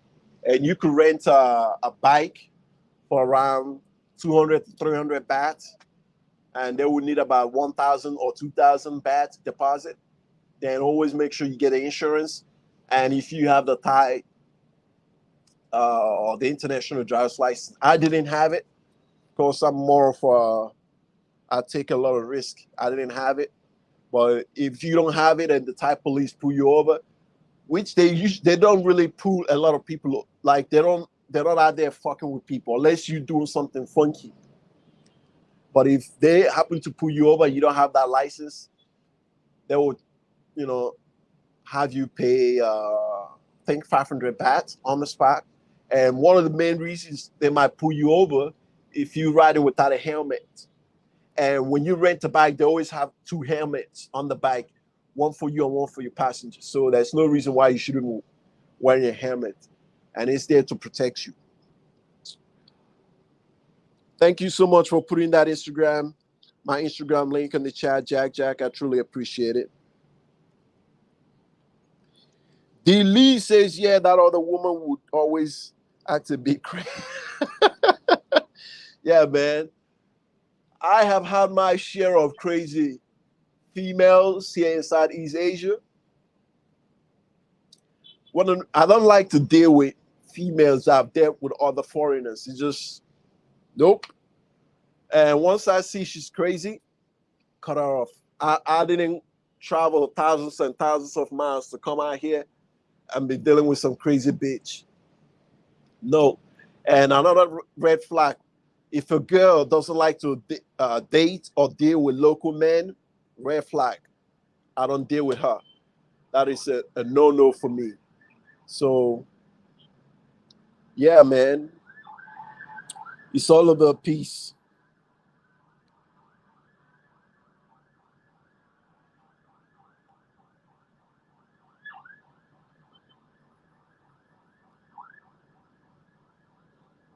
Imani gets it and he says, it would seem like after a good date, it would always end sour with her getting goofy and pushed off about something. That is got annoying. Yeah, man, some people have traumas, especially when it comes to females. Another reason why I don't like to date girls that come from broken homes and have too many relationships, because they get traumatized by that and they don't even know it. Females and men don't deal with trauma the same way. And if a female gets too traumatized and she doesn't seek therapy, you're gonna pay. You're gonna pay for that because it's gonna be slipping in like little jabs here and there. And who knows what sets her off? Who knows? And if a girl doesn't communicate with you about how she's feeling, and there's another thing I always tell guys, learn the history and culture of these places that you go to. It helps you navigate the society much better, and the girl respects you more when she knows, because women want to be led. Women wants to follow. Don't believe the crap from the West, the feminism crap. They want to be led. And if a girl is your girlfriend and you are leaning too hard on her, I'm not talking about you, E-Money. I'm talking about in general, and you're leaning too hard on her to like pay the bills and take care of certain things, even though it's your money, but you giving her the account or the money to pay and this and this. When you go out, you let her do all the talking. You don't really take the lead. Slowly, it's going to start chipping away the respect that she has for you. Because in her mind, she's thinking, in her female mind, just the way her mind is wired, she's thinking that you couldn't survive on your own in this society. If something is to happen, that you're not going to take the lead to do what a man should do to protect her and her children and get them to a safe place. She's thinking, she might not verbalize it, but she's thinking that. She's thinking if something needs to go wrong, she'll be the one doing everything. And they don't want to carry that load. Just the female nature. They don't want to carry that load. They want you as the man to lead. So when I'm dating, it doesn't matter where I'm dating, I always take the lead. I might ask for the girl's opinion if I don't understand something, but I make it a mission of mine to research things. That's why I always encourage make friends with local guys. And you don't have to hang out with them with your girl. You can run certain things by them. They help you, discover certain spots in town where the tourists don't go, where they go to hang out. Next thing you know, you're taking your girl over there. She feels like you understand the society. She feels like you're more connected with the society because you're not just friends with foreigners. You're friends with local guys. And she's not going to run certain games on you because she knows it's not going to fly. And you can run certain things by these local guys and they, tell you, oh, hell no, or, don't do that. Yeah, man, it saves you a lot. And because a lot of times guys think, oh man, I don't want to be friends with local guys because they would get jealous, and not really in Southeast Asia that's much. Not they like in certain parts of like Eastern Europe, yeah, they will.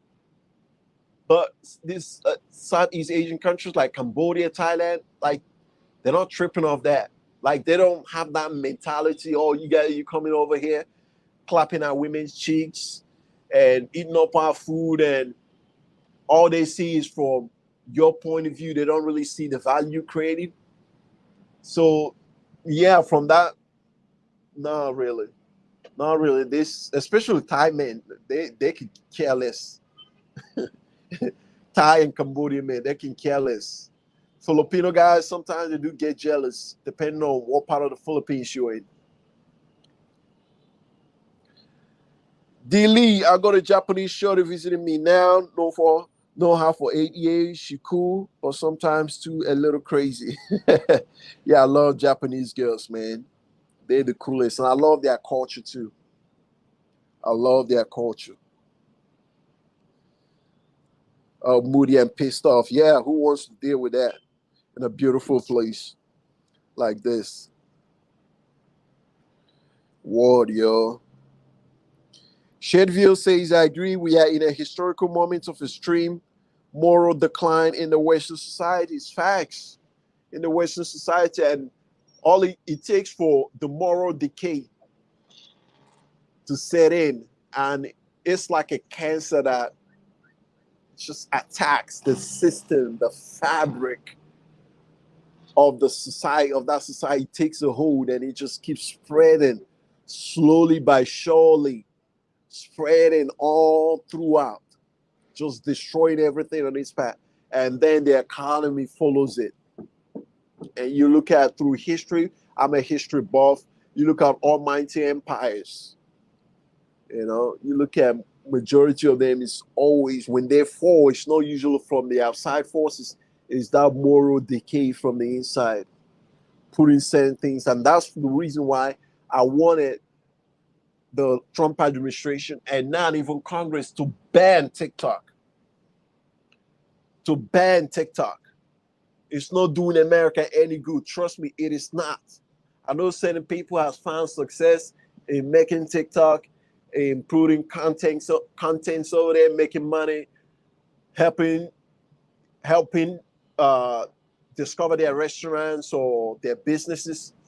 But it does more damage to our society than good. If it's so good, why isn't China displaying the same contents that they're showing to us, to their citizens? They wouldn't do that. They wouldn't do that. They wouldn't do that because they know what that leads to.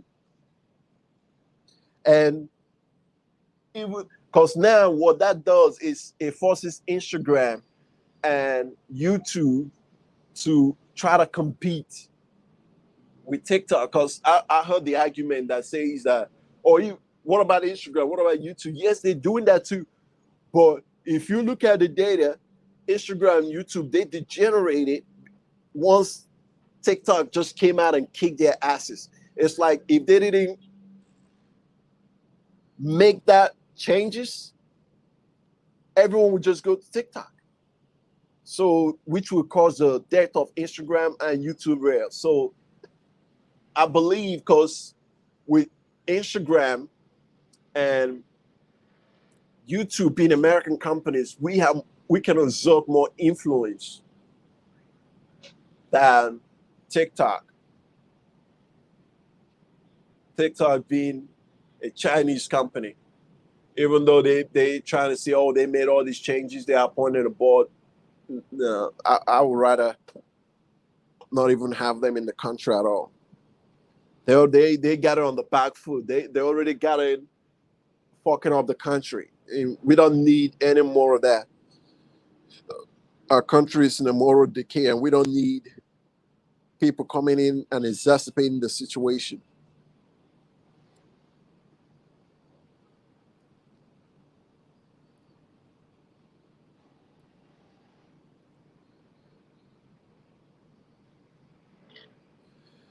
Oh, Jack, if you want to try Thailand, do. If you have the funds to go from the Philippines to Thailand, it's not going to cost you more than $150 to fly from Cebu or Davao City to Phuket or Bangkok in Thailand. So if you want to try that out, you could. That's another thing I love about these Southeast Asian countries: the ease of travel. It's so easy to travel, and you could travel by bus from Cambodia to Vietnam. You could travel by bus from uh, Vietnam to Thailand because they have borders. So that's something else. Even from Thailand to Malaysia, you could travel by bus, not boats, by bus.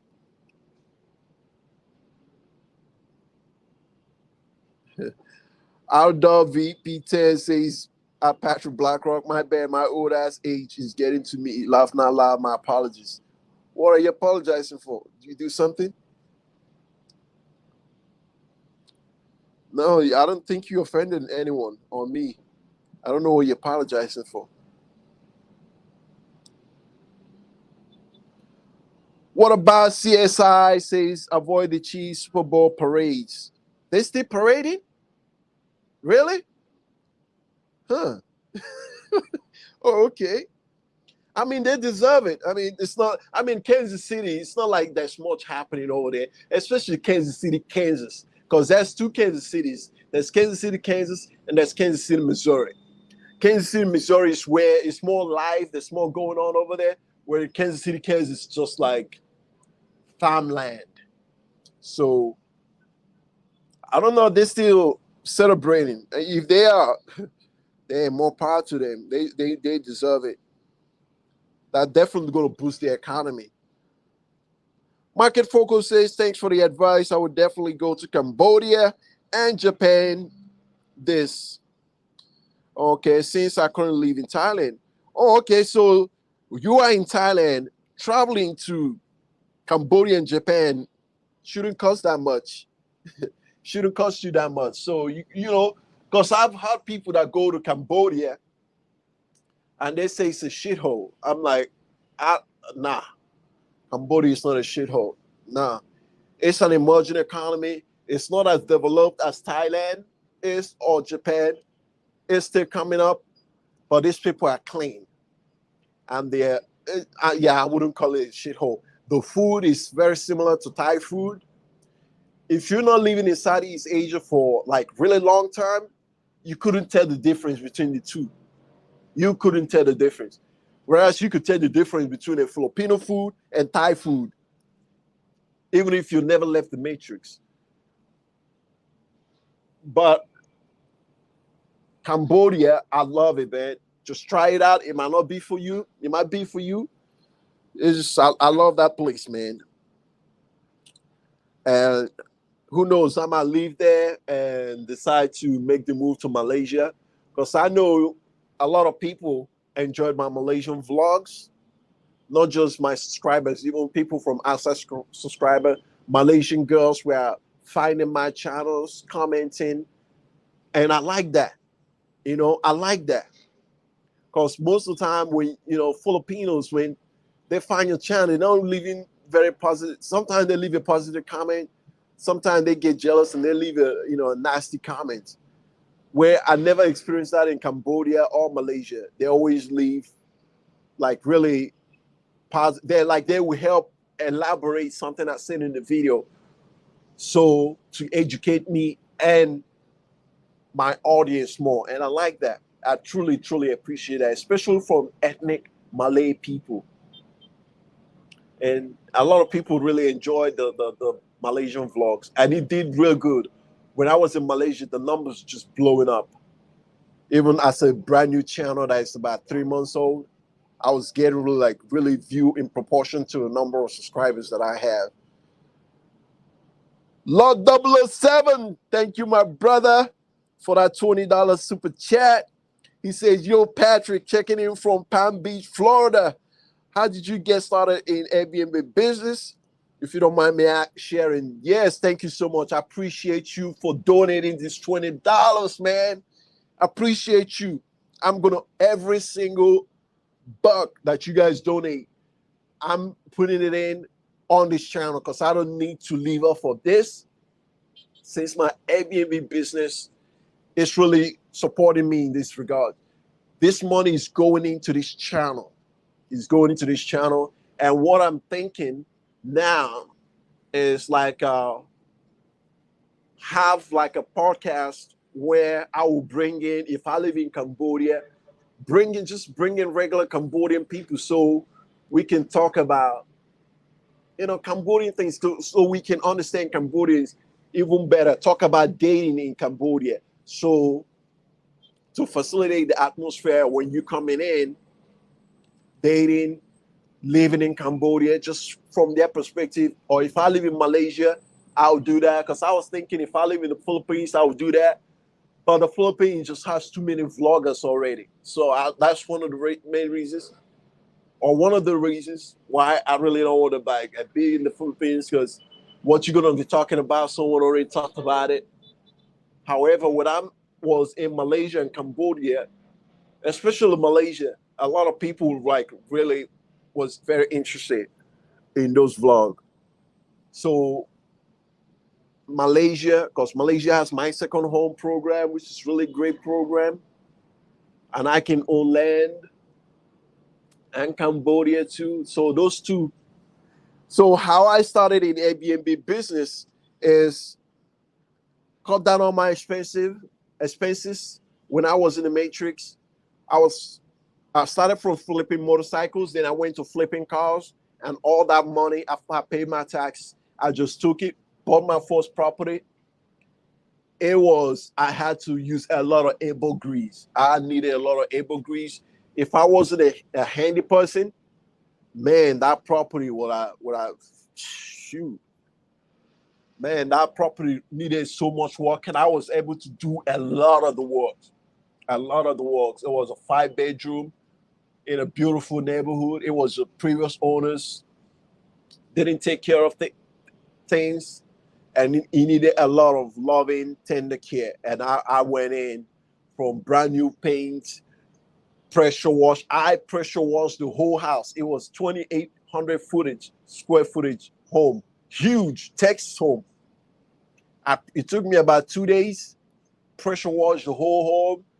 It was brick. So from that, because I was thinking about painting it, but after I pressure washed it, looking like brand new, washed the windows, I did a lot of work inside, and then furnished it, everything, cash flowing.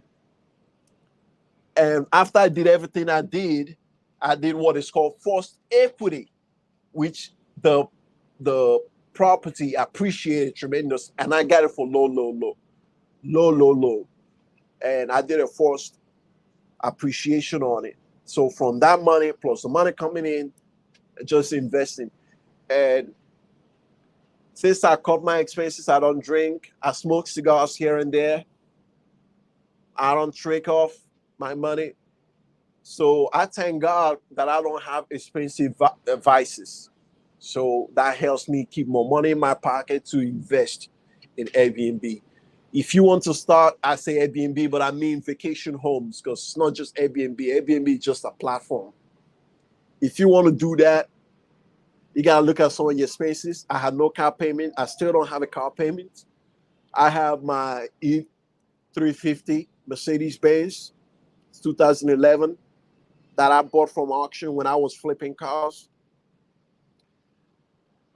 Because I'm very handy, and you got to ask yourself if you're a handy guy.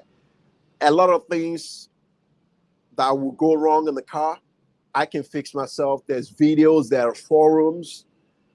Every problem that I could ever have, someone already have it. Someone has a detail on how to solve it.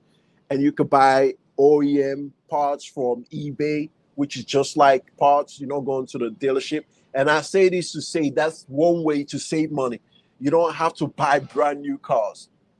I heard that car repossessions is up in the matrix right now. I think last time they said it was,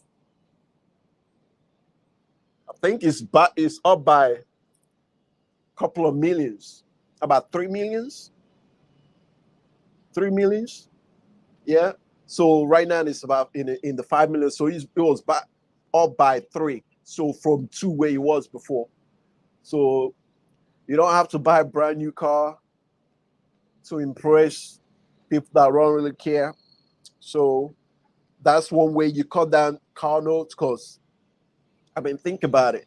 The average car note these days is going over 800 to 1,000. If you could cut that down, that's a whole lot of money. That's a whole lot of money. And you don't have to actually buy the home. You could do what is called arbitrage, whereby you rent an apartment in a good area, but you have to discuss this with the landlord, because certain landlords wouldn't allow that. Discuss it, make sure that they're okay with it. And look on YouTube, there are videos on this.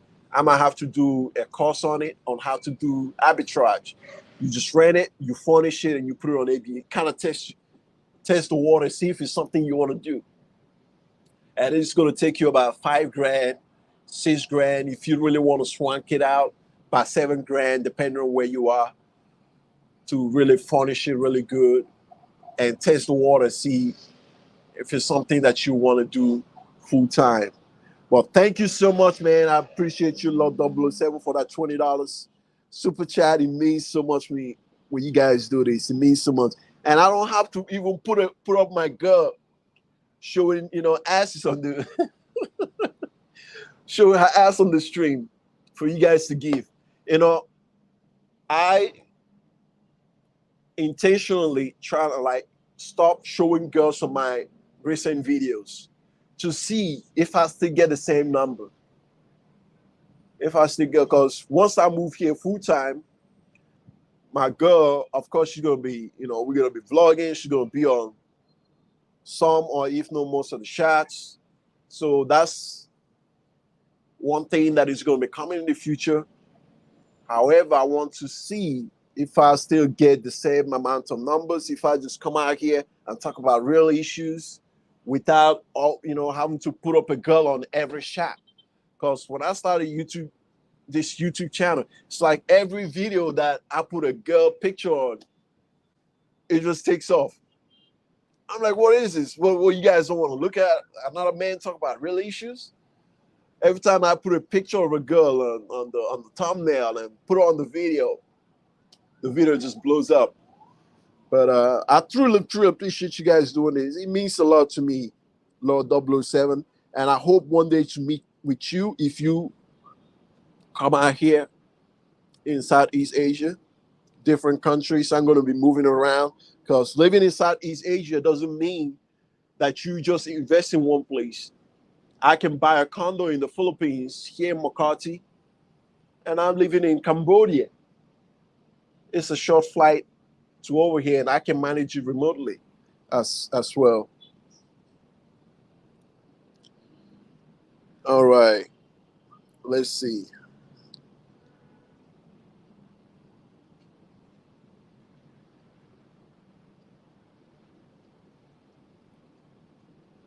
Okay, How I'm telling you, market focus. He says, meet you in Japan and we can roll together. Oh, definitely. It's always good to connect with like-minded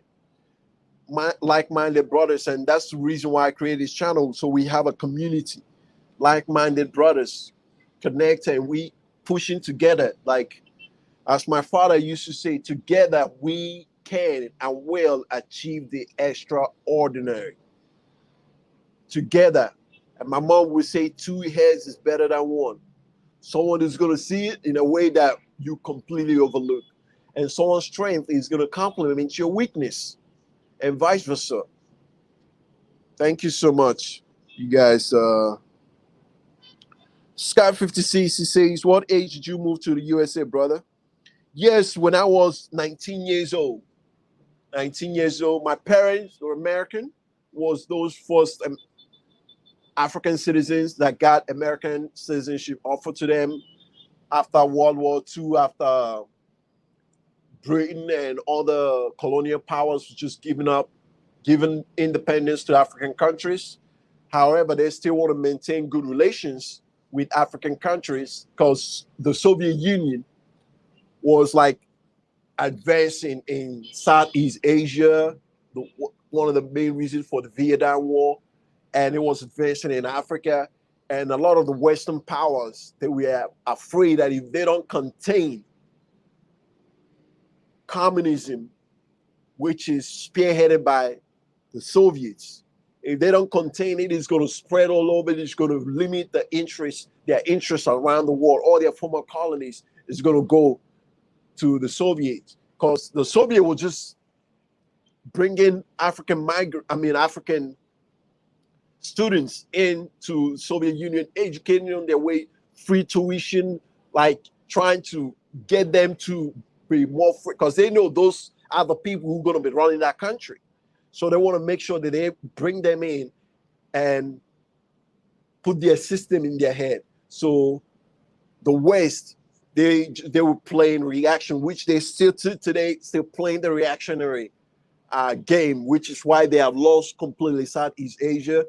They lost Africa. China is taking all over the place.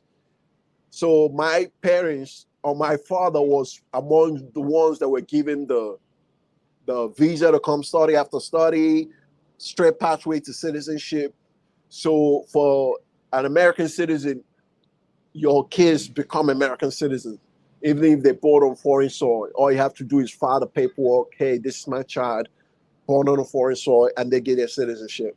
So I went to school in Nigeria at 19, came to the United States, stayed in Kansas for about 3 years, started my college education, then transferred to Atlanta because it was just too cold for me in Kansas, man. And there was nothing to do. It's like mind-numbing.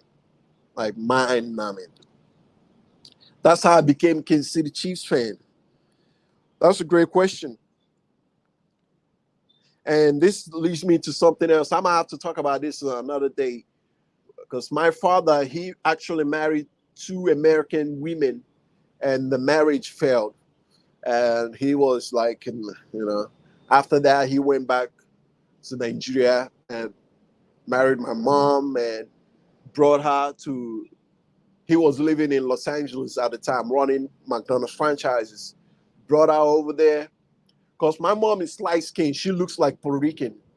So, man, he said every dude hit on her. Everywhere that he went, they would think either she's Mexican or she's Puerto Rican.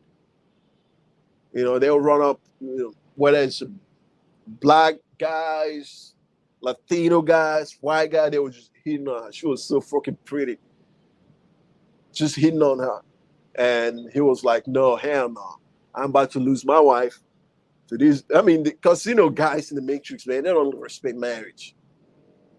They don't respect another man's wife. They be hitting on your wife, hitting on your girl, and you were there. They throwing money. So he moved that back to Nigeria and had us, and she never came back till after all her kids has been, all of us has grown up, and I've been in the Matrix, and we have to bring her back to the Matrix. And that's how I encourage you guys to do it. Leave her where you got her from. The Matrix. It's not the girl. It's just the fucking place. The whole place will fuck her up. Like she have never got my mom. She've never gotten that kind of attention.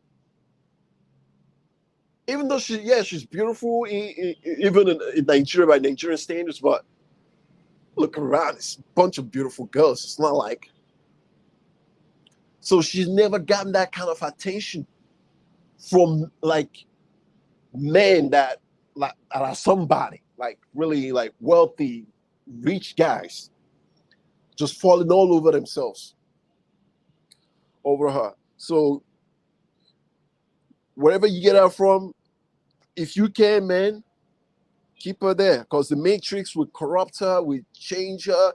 The next thing you know, she's talking out her ass, and you think to yourself like, "What the fuck?" Aaron Queen, he says, I'm Southern California. It's a beautiful place to live. Even though it's California, so much to do here year round. I will get out there with you next year. Yes, you know what? I only fly through California like San Francisco or LAX. I never actually, even though I have a lot of cousins in San Francisco, because that's where my dad originally, San Francisco, then Los Angeles, where he originally lived, and then Oakland. He ran his McDonald's franchises over there. And when he brought his family, his brothers, his sisters, they all just stayed in California. They never left. All of them, they just, up till now, I see all my aunties and uncles, they never left. They just all stayed in California, including my cousins. Because when they come in, their parents, they already have a home in the Matrix. And because my uncles, they married a Nigerian woman.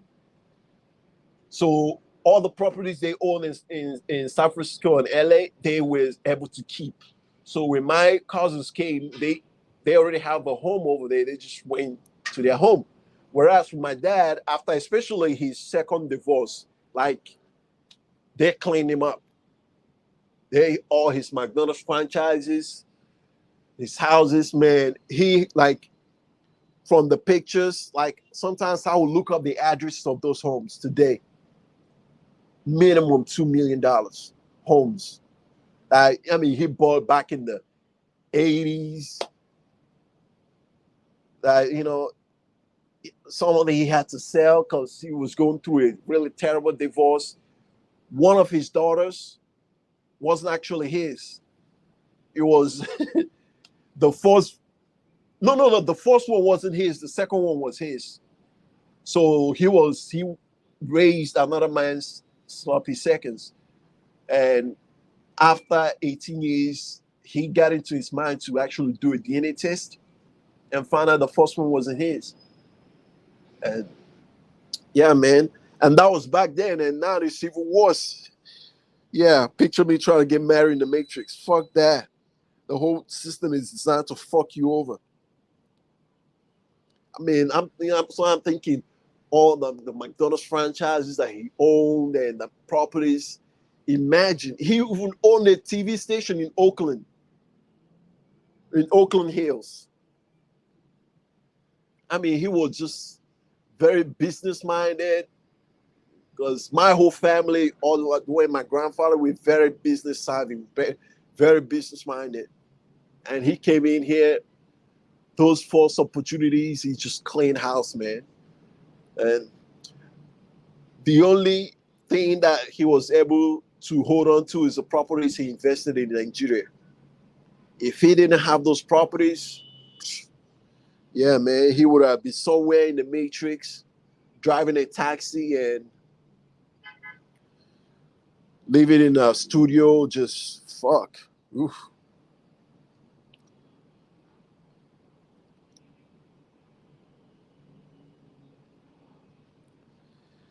Outdoor Cat VP. Okay, you're talking to Market Focus. Jack says, I'm still thinking about going somewhere this year. Oh, okay. You still have a lot of time this year. So you still have what, 10 months? 9 months? So you still have 9 months so to decide where you want to check out. Planning well. And you could, I don't know what your work situation is, but you come out here. I always say 2 weeks minimum, 2 weeks minimum, so you could really get the feel. And if you're gonna be here for 2 weeks, then go to a country where you could explore different cities, or at least that is like closer to another great country that you want to try out, so you could compare the two of them. Yes, Jack, the one, actually the one with the Arsenal. I haven't seen him in a while. He probably left, which is good for him. He has Arsenal, the football league club, Arsenal on his profile picture. So if he comes out, put him on a timeout, and next time ban him outright. Don't even let him come back here.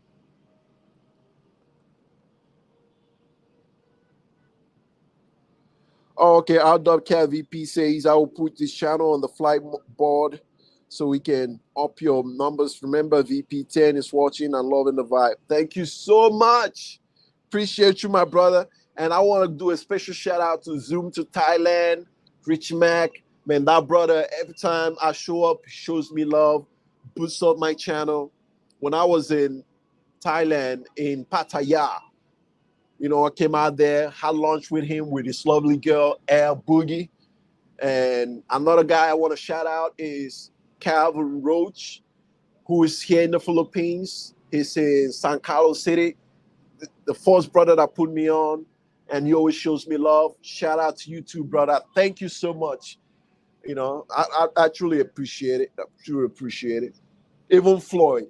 Floyd is still my boy, brings me up and let me talk about my channel and talk about my experience in Cambodia when I go over there to his channel. So thank you guys that guys showing love, and it's a great vibe, and I like to keep this kind of vibe going because this vibe, trust me, is good for business. When you're in this vibe, you they call it the zone. You're in the zone. Before you know it, you're pushing the right buttons, money's coming in, you're in there. You pushing the right buttons, and money's coming in, doors are open, opportunities, you're meeting great guys. It's just much fun. When you live life, when you test life, man, it's just much fun. Much fun. It's being in this zone. And I like it. I'm pushing the right buttons and right guys, and the numbers is showing.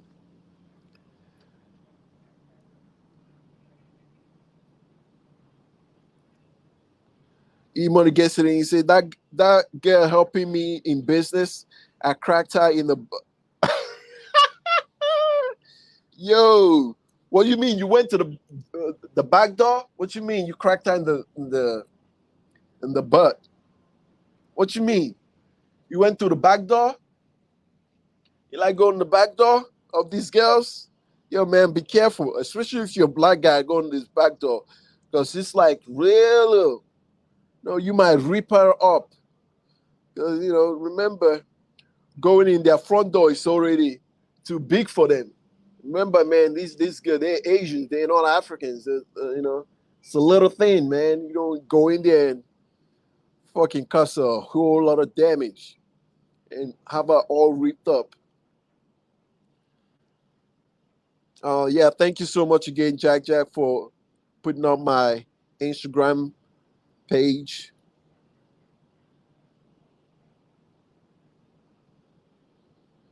Oh yeah, man, he's been a bad boy, man. He's been a bad boy. Yo, man, don't be playing that back door. Stay off that back door. And they will let you play too. They will let you do it because you demand. They really ain't tripping. They will still want to like tell you it's painful because it's the back door, man. So don't play.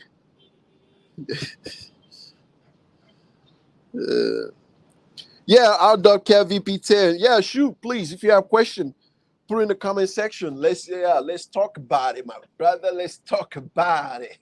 Whatever question, put it in the comment section. Let's talk about it. Because there's more to these places than coming out here just to clap chicks. Coming out here to clap chicks, then what? especially a young, able-bodied man, and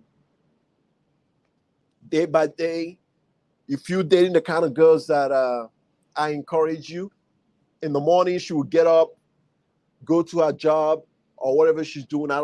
I always encourage, don't try to date girls that don't have jobs, they don't have anything going on, because they usually money pit.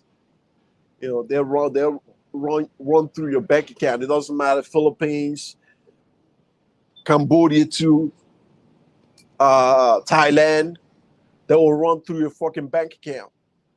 Girls that don't have jobs, I mean, they're not gonna like take it from you, but they there all the time. You spend the time you go, because you don't want to just be booed up in the house. You're gonna go out, because girls like to stay active. You're gonna go out, do activities, and all that costs money. And every day keep doing that. And she's with you morning, day, night. You feeding her 3 square meals. It might not cost much, but it adds up, man. All that shit adds up. All that shit adds up. Unless you got a lot of money coming in, man. Damn. Even with that, I still don't like girls that haven't proven to be able to hold down a job. When you find a woman able to hold down a job and you make her your girl, you got a real one. You make her your girl, have her quit the job, keep giving her a little something for, allowance. You gotta create an allowance for your girl, because from those allowance she can, she takes care of her feminine products. She sees something at the store, she can buy it. She don't have to constantly asking you for money. She can give a little bit to her family if she wants to from that.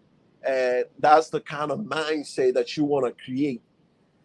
That, okay, you have you have this certain amount, and that's all you get. You're not getting anything else.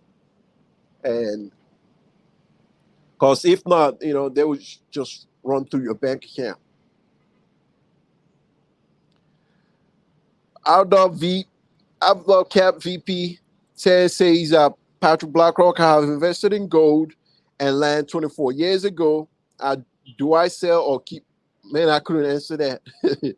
Whoa, brother, I could not answer that, because gold and land, those are two things that never go out of style. So if you have the two things that are one of the most valuable in the world, I don't know, why would you want to sell them? Like, if you have cash coming in, like, why would you want to sell it? I don't understand.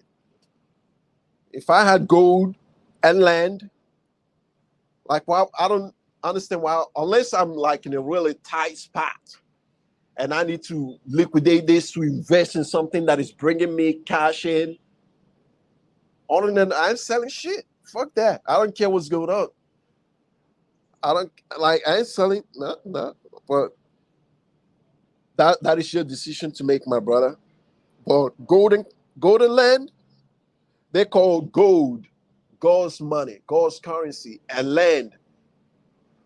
I met this guy one time in Italy, and he works as an advisor, like a financial advisor to this very wealthy money. Like in Italy, you find old money. When they say old money, I'm talking about money that goes back to the 16th century. And he says this guy, he was talking to a member of family that their money goes back to, I think, either the 11th or the 13th century. Their money stretches back then. And they were telling him that the three things that how they invest their money to always be started. They're not trying to reinvent or invest in something new, like throw their assets in. It says a third, a third, a third, and a third. A third of their wealth goes into land, another third goes into gold, and another third goes into fine art, like Basquiat, like Da Vinci, Michelangelo, those kinds of art, like really art. And then that's 90% now. The 10% is what they leave off and invest in like new ventures to keep bringing more money in, fresh money in. And when that's coming in, it goes into gold, it goes into fine arts, it goes into land. Like, that's where they invest. I mean, it's been proven century after century, and it's lasted them through 2 world wars, civil wars, farming, you name it. It's lasted them. Like, they're not trying to reinvent the wheel. And when this man told me that, that completely changed my whole life, the way I look at things. And my father has always drilled in me that land is one thing a man should own. And when I created the channel, I always look for countries where I can own land. Because if you don't own land, fortunately, you don't own much. You don't own much. A lot of people don't like to hear that. That's the God's honest truth. And a lot of these places, they're very particular when it comes to land, man. They don't fucking play when it comes to land. Because they know land is the only thing that doesn't go out of style. Years later, people still going to need a place to sleep. There's all kinds of things you could do with land. It could be used for business. It could be used for residential. It could be used for, I mean, it's just, it's endless. So investing in these three things for me. And gold, when you invest in gold, they're saying gold that you own, that you like physically. I know this is not gold, but like you could touch like this. You might keep it in a vault somewhere in a safety deposit box or in Switzerland somewhere, but it's a gold that you have access to, that you know where it is. Not the ETFs gold, like you send some guy money, they send you a piece of paper saying you really don't own those gold, unfortunately. Because if something happens and you need to get your gold and the internet is down, like who are you going to talk to get your gold? Like where? Who are you going to go to Wall Street and find your broker? Like who are you going to talk to? But if you own actual gold and you put it in a vault somewhere, something happens, all you need to do is, dude, I need to get to Switzerland, or I need to get to this safety deposit box somewhere in Wyoming.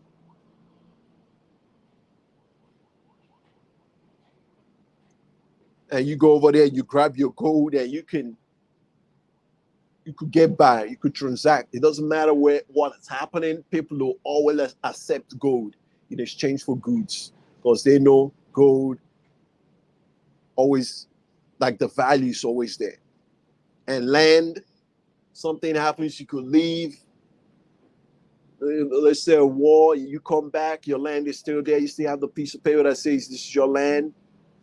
Depending on the soil, you could cultivate it, grow things on it, build houses, rent it out to people, income coming in. Fine arts, people always appreciate fine arts. Fine arts, especially as the economy starts to pick up. Yeah, man. I mean, look at the rich. They don't fuck with fine arts. They don't fuck with land. They're buying all this land, all these like groups in BlackRock, Blackstone, all of them. They buying up all the single family homes right now. Jeff Bezos, Bill Gates, they're just buying up land, just buying it up. Mark Zuckerberg, they know certain things don't go out of style. E-Money gets it in. He says, but I told her we should keep the relationship business and not romantic. She's chubby but very intelligent. Oh, okay. I mean, if you already been in there, man, I don't know. From my experience, it's very hard after you fuck the girl to then go back to just doing business. From my experience, when I'm 35 years old, and it's just once you cross that line, I call it the Rubicon. Once you cross that line, it's like it's a never return. It's like, yeah, man, you already. I'd rather if I can get both, then I'll cut my losses and move on.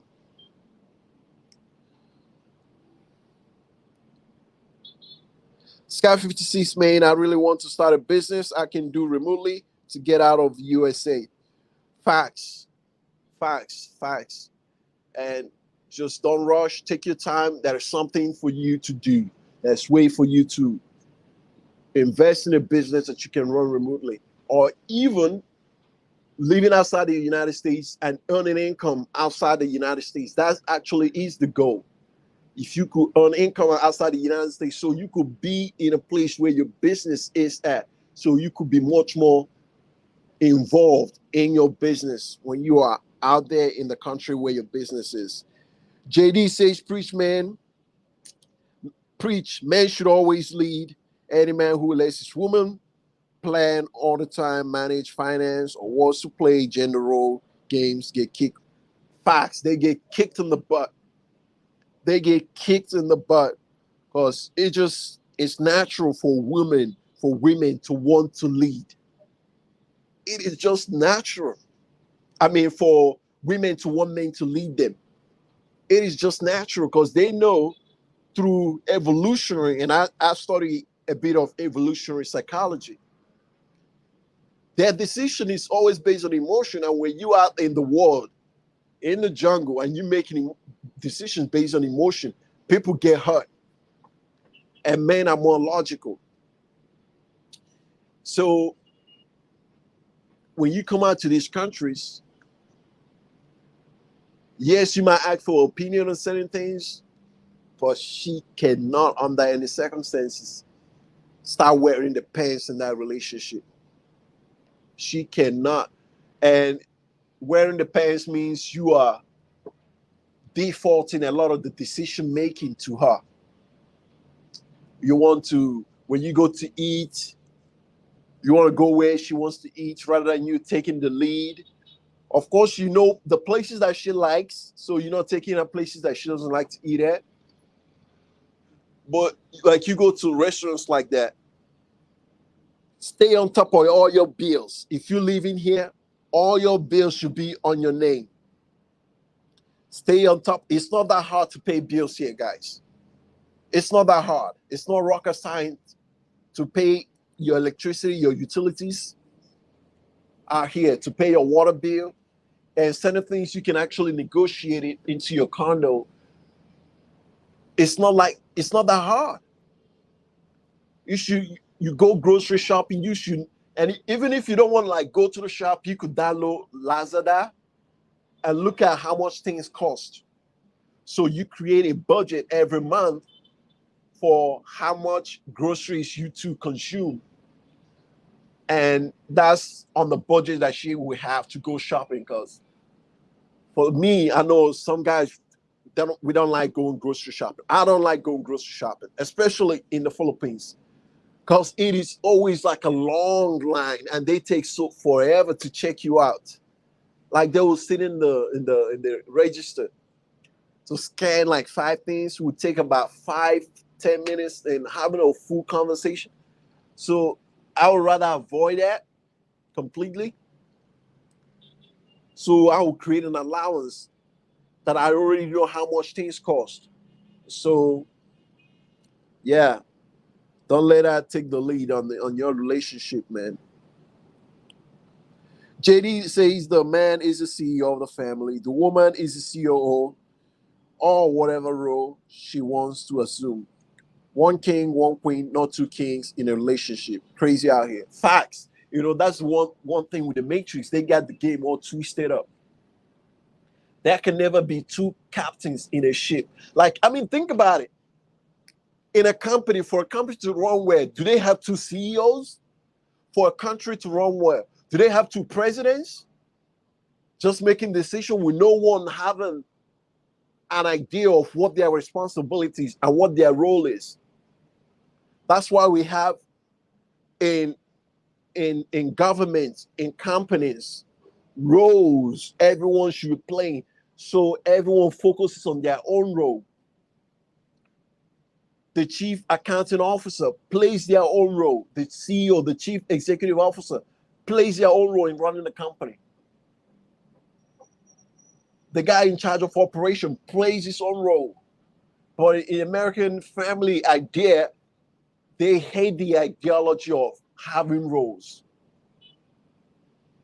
Like everyone, like doing everything. Adam Smith wrote in The Wealth of Nations, the division of labor. Once countries found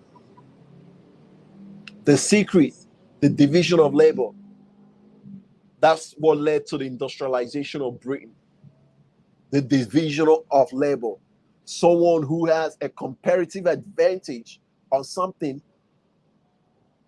not going into that when they have someone who has an absolute advantage on that thing. If someone has an absolute advantage on recognizing opportunities and ways to make money, they shouldn't deviate from that and go spend their time cooking and cleaning the house, going grocery shopping. You see? Going to do laundry. They shouldn't focus their energy in doing that when they can focus their time, because we only have so much time in a day. They should focus that on doing business and bringing the money in. And if she doesn't have the absolute advantage of making money and bringing a lot of money in, she has no business in even jumping in there. And if you keep flip-flopping, if no one knows what their roles are, it's all going to be a whole mess. And that's what the West does. And that's what they preach. That's what they believe. The way we should live. Yeah, he's speaking facts.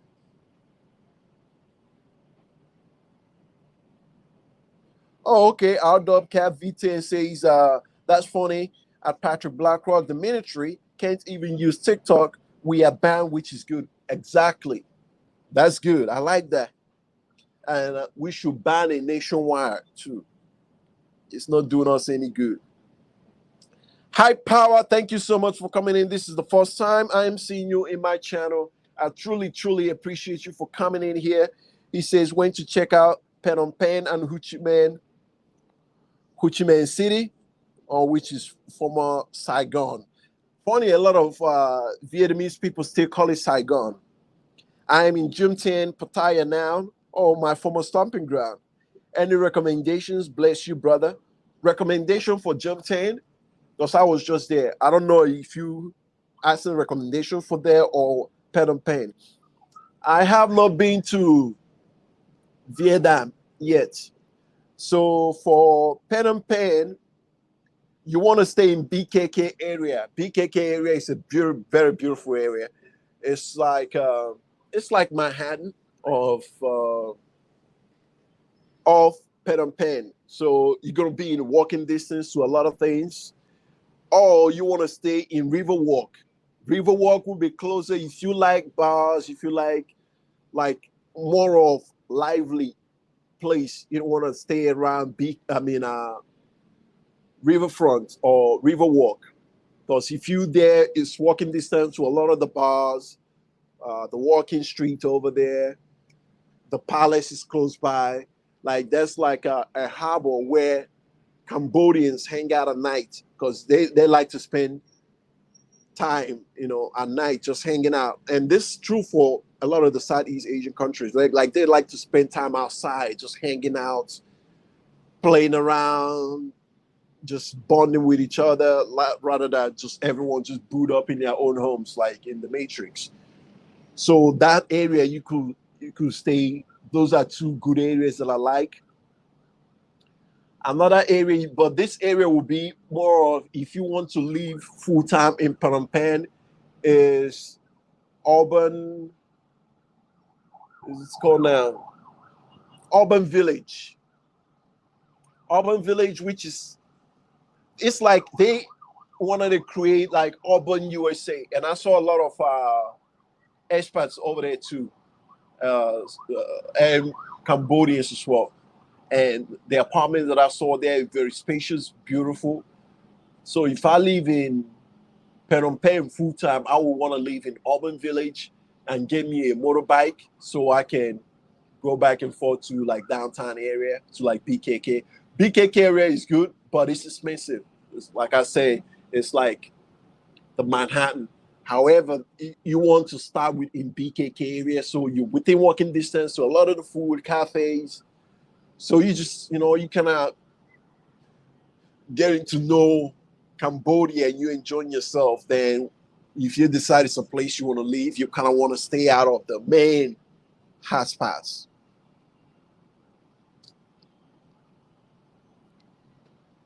Oh yeah, you want to check out? Yes. Okay. For Gym 10, I'm suppose you gotta know your way around there because Gym 10 is a beautiful, beautiful area. And people, they always like to stay around Pattaya, men Pattaya, and they're sleeping on Gym 10, except it's like filled with Russians. But I still love my time over there, especially going to those buffet places. Man, that's making me hungry right now, thinking about Thai food, all the beautiful Thai food I used to eat. Oh, you were talking about my age that time. Oh, no, no, no, no. I don't take no offense, man. You're a family day here. You're welcome. JD says back to your earlier comment. I surround myself with cultured, educated, business-minded, trustworthy, and loyal men. I am not friends with women. Oh, okay. Funny that you say that because I don't believe men can actually be like full-time friends with women. They're not clapping their cheeks. I don't. It can happen, but for me, I think either when you have a relationship with a woman, it's either business or you clapping them cheeks. It's no like platonic or we just there and we just vibing. Unless she's not attractive, unless them cheeks ain't what clapping. But for me, if I'm not clapping a girl's cheeks, it has to be business. It has to like be in a business orbit where we are doing business and we both are creating value to earn income. Other than that, I don't need a female friendship. Like for what? Because you'll never like when you have friends with a female, and this is from my experience, you do the most giving. You'll be giving it like you have all the liabilities without the assets. Like you doing almost all the boyfriend duties without the boyfriend benefits. You're not clapping them chicks.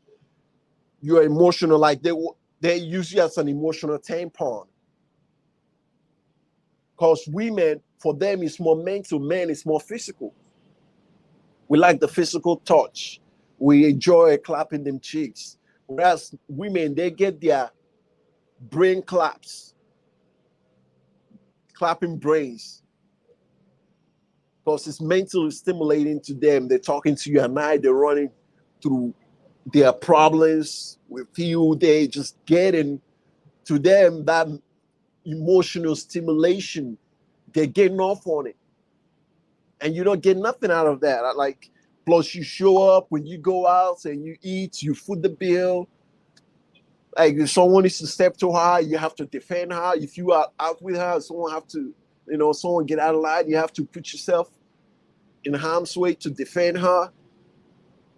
Like what are you getting out of that relationship? As if she's there talking to you and another guy is clapping them cheeks. Nah, man, fuck that.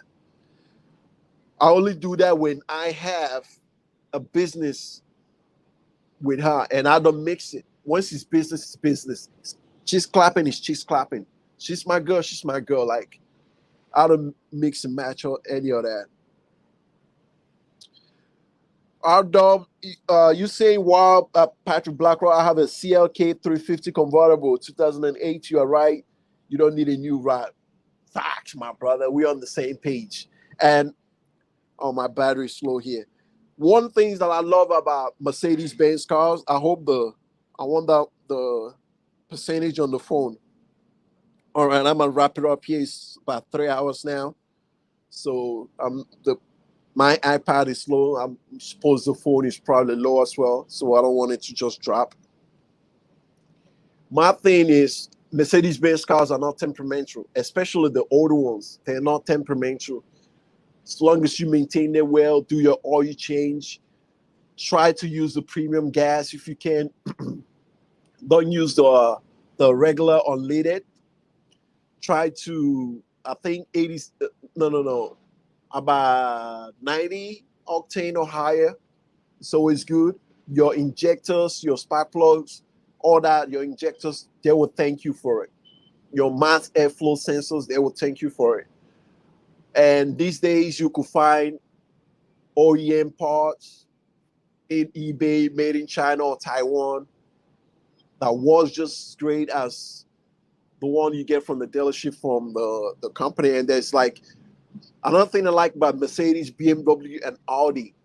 They have like real strong followings online. Like they will have like all these threads on Reddit that if you have a problem, you post it there or you go through it. See someone already have that problem. And you, if you're like handy person, mechanical inclined, you fix all that. You don't need a new ride. And their cars last, the interior, all that always stays up to par.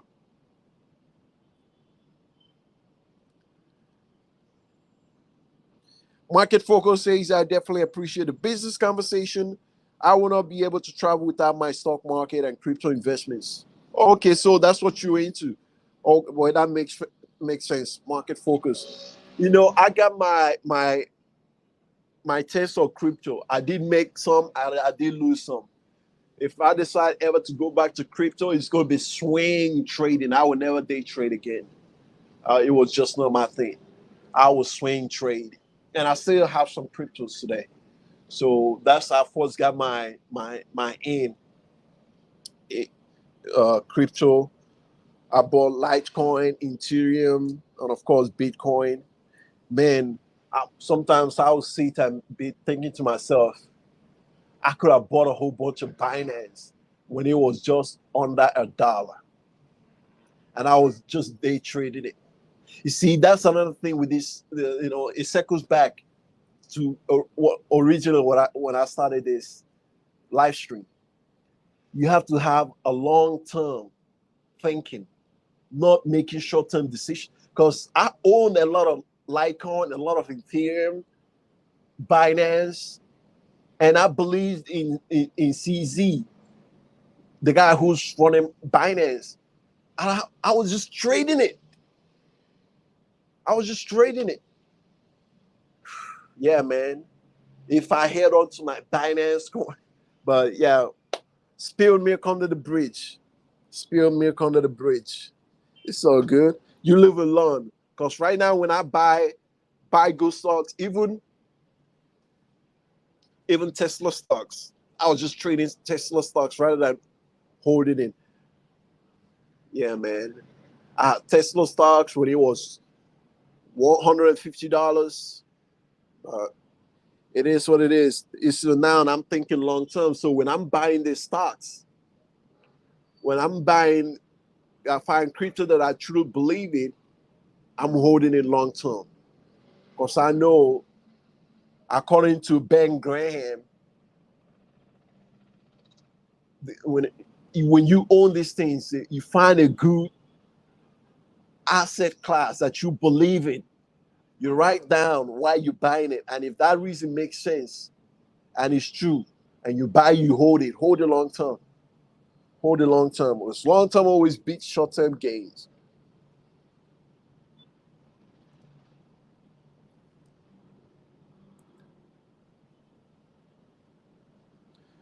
Oh, okay. JD says, I agreed. I have a 2015 Beamer paid off since the day I bought it. Like looks like a 2022. It gets the job done. Okay, yeah, I used to own a 2006 3 Series, like gray metallic. Man, love that car. Love. That's another thing that I love about BMW and Mercedes. The design always stays up to time. Like always, like they have this classic design, especially with their older vehicles. And for my 3 Series, I did a couple of changes on the outside, like I upgraded the front headlights, the side markers, the like put carbon fiber on the mirrors, the tail lights, and put spoiler on the hood. I mean on the trunk. and swapped out the wheels, put 18-inch black rims. Man, it was looking good, man. It was. I was gonna straight pipe it, do a muffler delete, but I'm like, yeah, it's gonna make too much noise. But I loved it, and I worked on that car. It was not temperamental. It was not temperamental. And another thing with only 3 Series is everything you need. So there's a forum somewhere. So yeah, man, you don't need a new car. And these girls, sometimes they can't even tell the difference anyway. And especially if you maintain it, wash it with a good soap.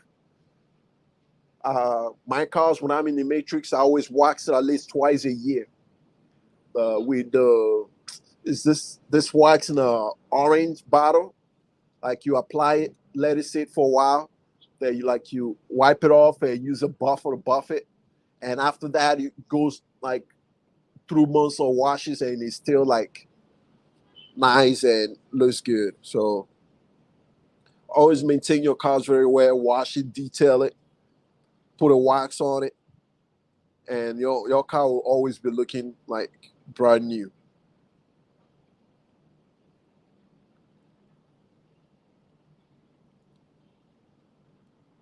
Yes, thank you, Lord 007. Thank you, man. I appreciate you too, my brother. Black React TV says Filipinos don't like dark-skinned people. But you're right also, when I came there in 2017, I noticed there were no foreigners, just old white men. I wouldn't say Filipinos don't like dark-skinned people. You just have to understand through the colonial days by the Spanish, the Spaniards, they created racial hierarchy or racial caste system where like the white man born in Spain were on top of everything. Then you have white men born in one of their colonies, like the Philippines or Cuba, comes underneath that. Then you have their women. Then underneath that, you will have like a racial mix, maybe a white man and native woman mix, and it just goes all the way down. And an African man and woman were on that bottom of the totem pole. So that's been here for centuries. For centuries. So it has a play in the psychic of the older generation. The newer generation, not so much.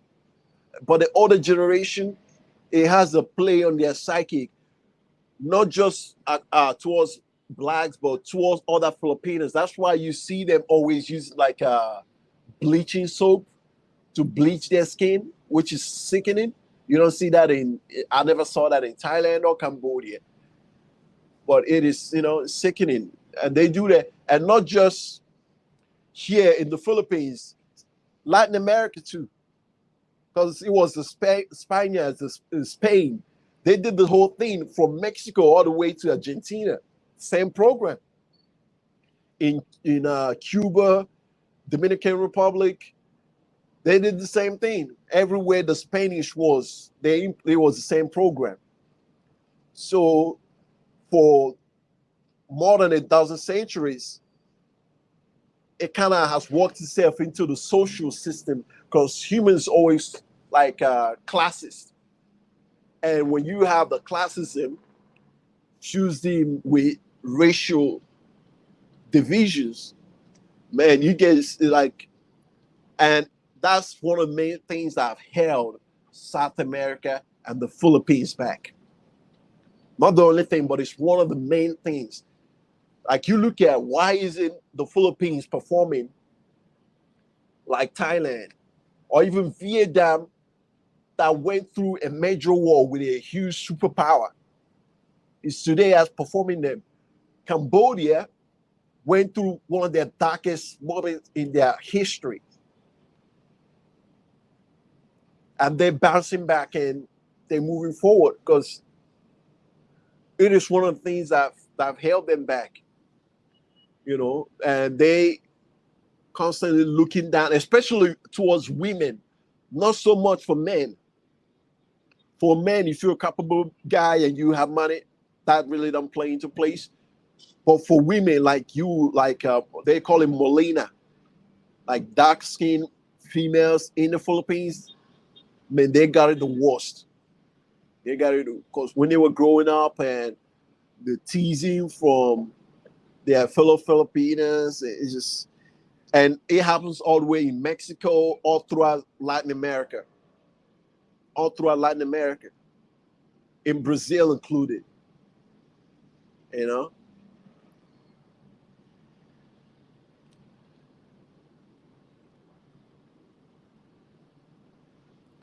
Black React TV says someone is lying about the tourist numbers going to the Philippines. Yeah, the tourist is down. It's down big time. Men lie, women lie, numbers don't. Go check the numbers on their tourism industry website. Black React TV says, I left the Philippines for Vietnam 2 years ago. I will never go back there. I had more racist things happen to me in the Philippines than anywhere in the world, man. Macroaggression. Facts. And I say this, and people think, oh, you don't like, and this is the nonsense you get from Filipino people. Or you don't like it, just leave. Man, fuck you. Yes, I'm leaving. I mean, imagine these people, you get a country like this and you acting like, imagine if you had a country like even Australia. What you going to be doing to immigrants or foreigners coming over there? You're just going to be shooting them down on the street. You know, they get, and a lot of Filipinos and Filipino people that are intelligent knows that their people's culture is the problem, because a lot of these vloggers, they come over here, they, you know, oh, this place is the greatest place on earth, to blah, blah, blah, blah. They want to keep off the real Philippines. And Filipino people, they're watching that, like, huh. Because it's a different game for like a regular Filipino. It's a different experience than what a foreigner experiences. And most of these foreigners, they don't want to, like, it's almost like if you put it out there, like you going against the grain, that it must be something wrong with you, that it's not them. I mean, numbers don't lie. Check it out. You walk around all this time, you don't see a lot of foreigners like you see in Cambodia, or you go to remote places in Cambodia, you run into foreigners. Like in Cambodia and Thailand and Malaysia, I see like young European white girls in their early 20s just walking around by themselves, living in those countries just, with no but just by themselves walking around. I've been in the Philippines. I've never seen, you know, I digress. Let's move on. Let's move on. JD says number one rule, I don't get married through the government. Rule number two, get a prenup and renew every 35 years. Rule number three, get married abroad and know the country's requirements for marriage. Those are good rules. Those are good rules. Oh, okay, this is the. All right, I'm gonna go ahead and end this vlog, guys. Thank you so much for coming in here and chopping it up with me. I truly, truly appreciate you guys.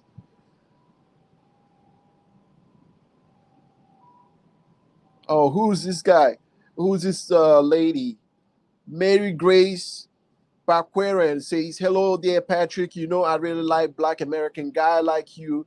That's why I have my Black American boyfriend. He's in the United States, in New York City now. Okay, thank you so much. Hey, Mary Grace, maybe one day you can come up and come talk to us from your point of view, dating a Black American, in terms of cultural differences and things you wish an American dating a foreigner, I mean, an American dating a Filipina, I don't know if you're Filipina, or dating someone from your country should know to have a successful relationship. So if you could please connect with me on my Instagram, which is, oh, okay, this thing is about to cut off. Am I still live?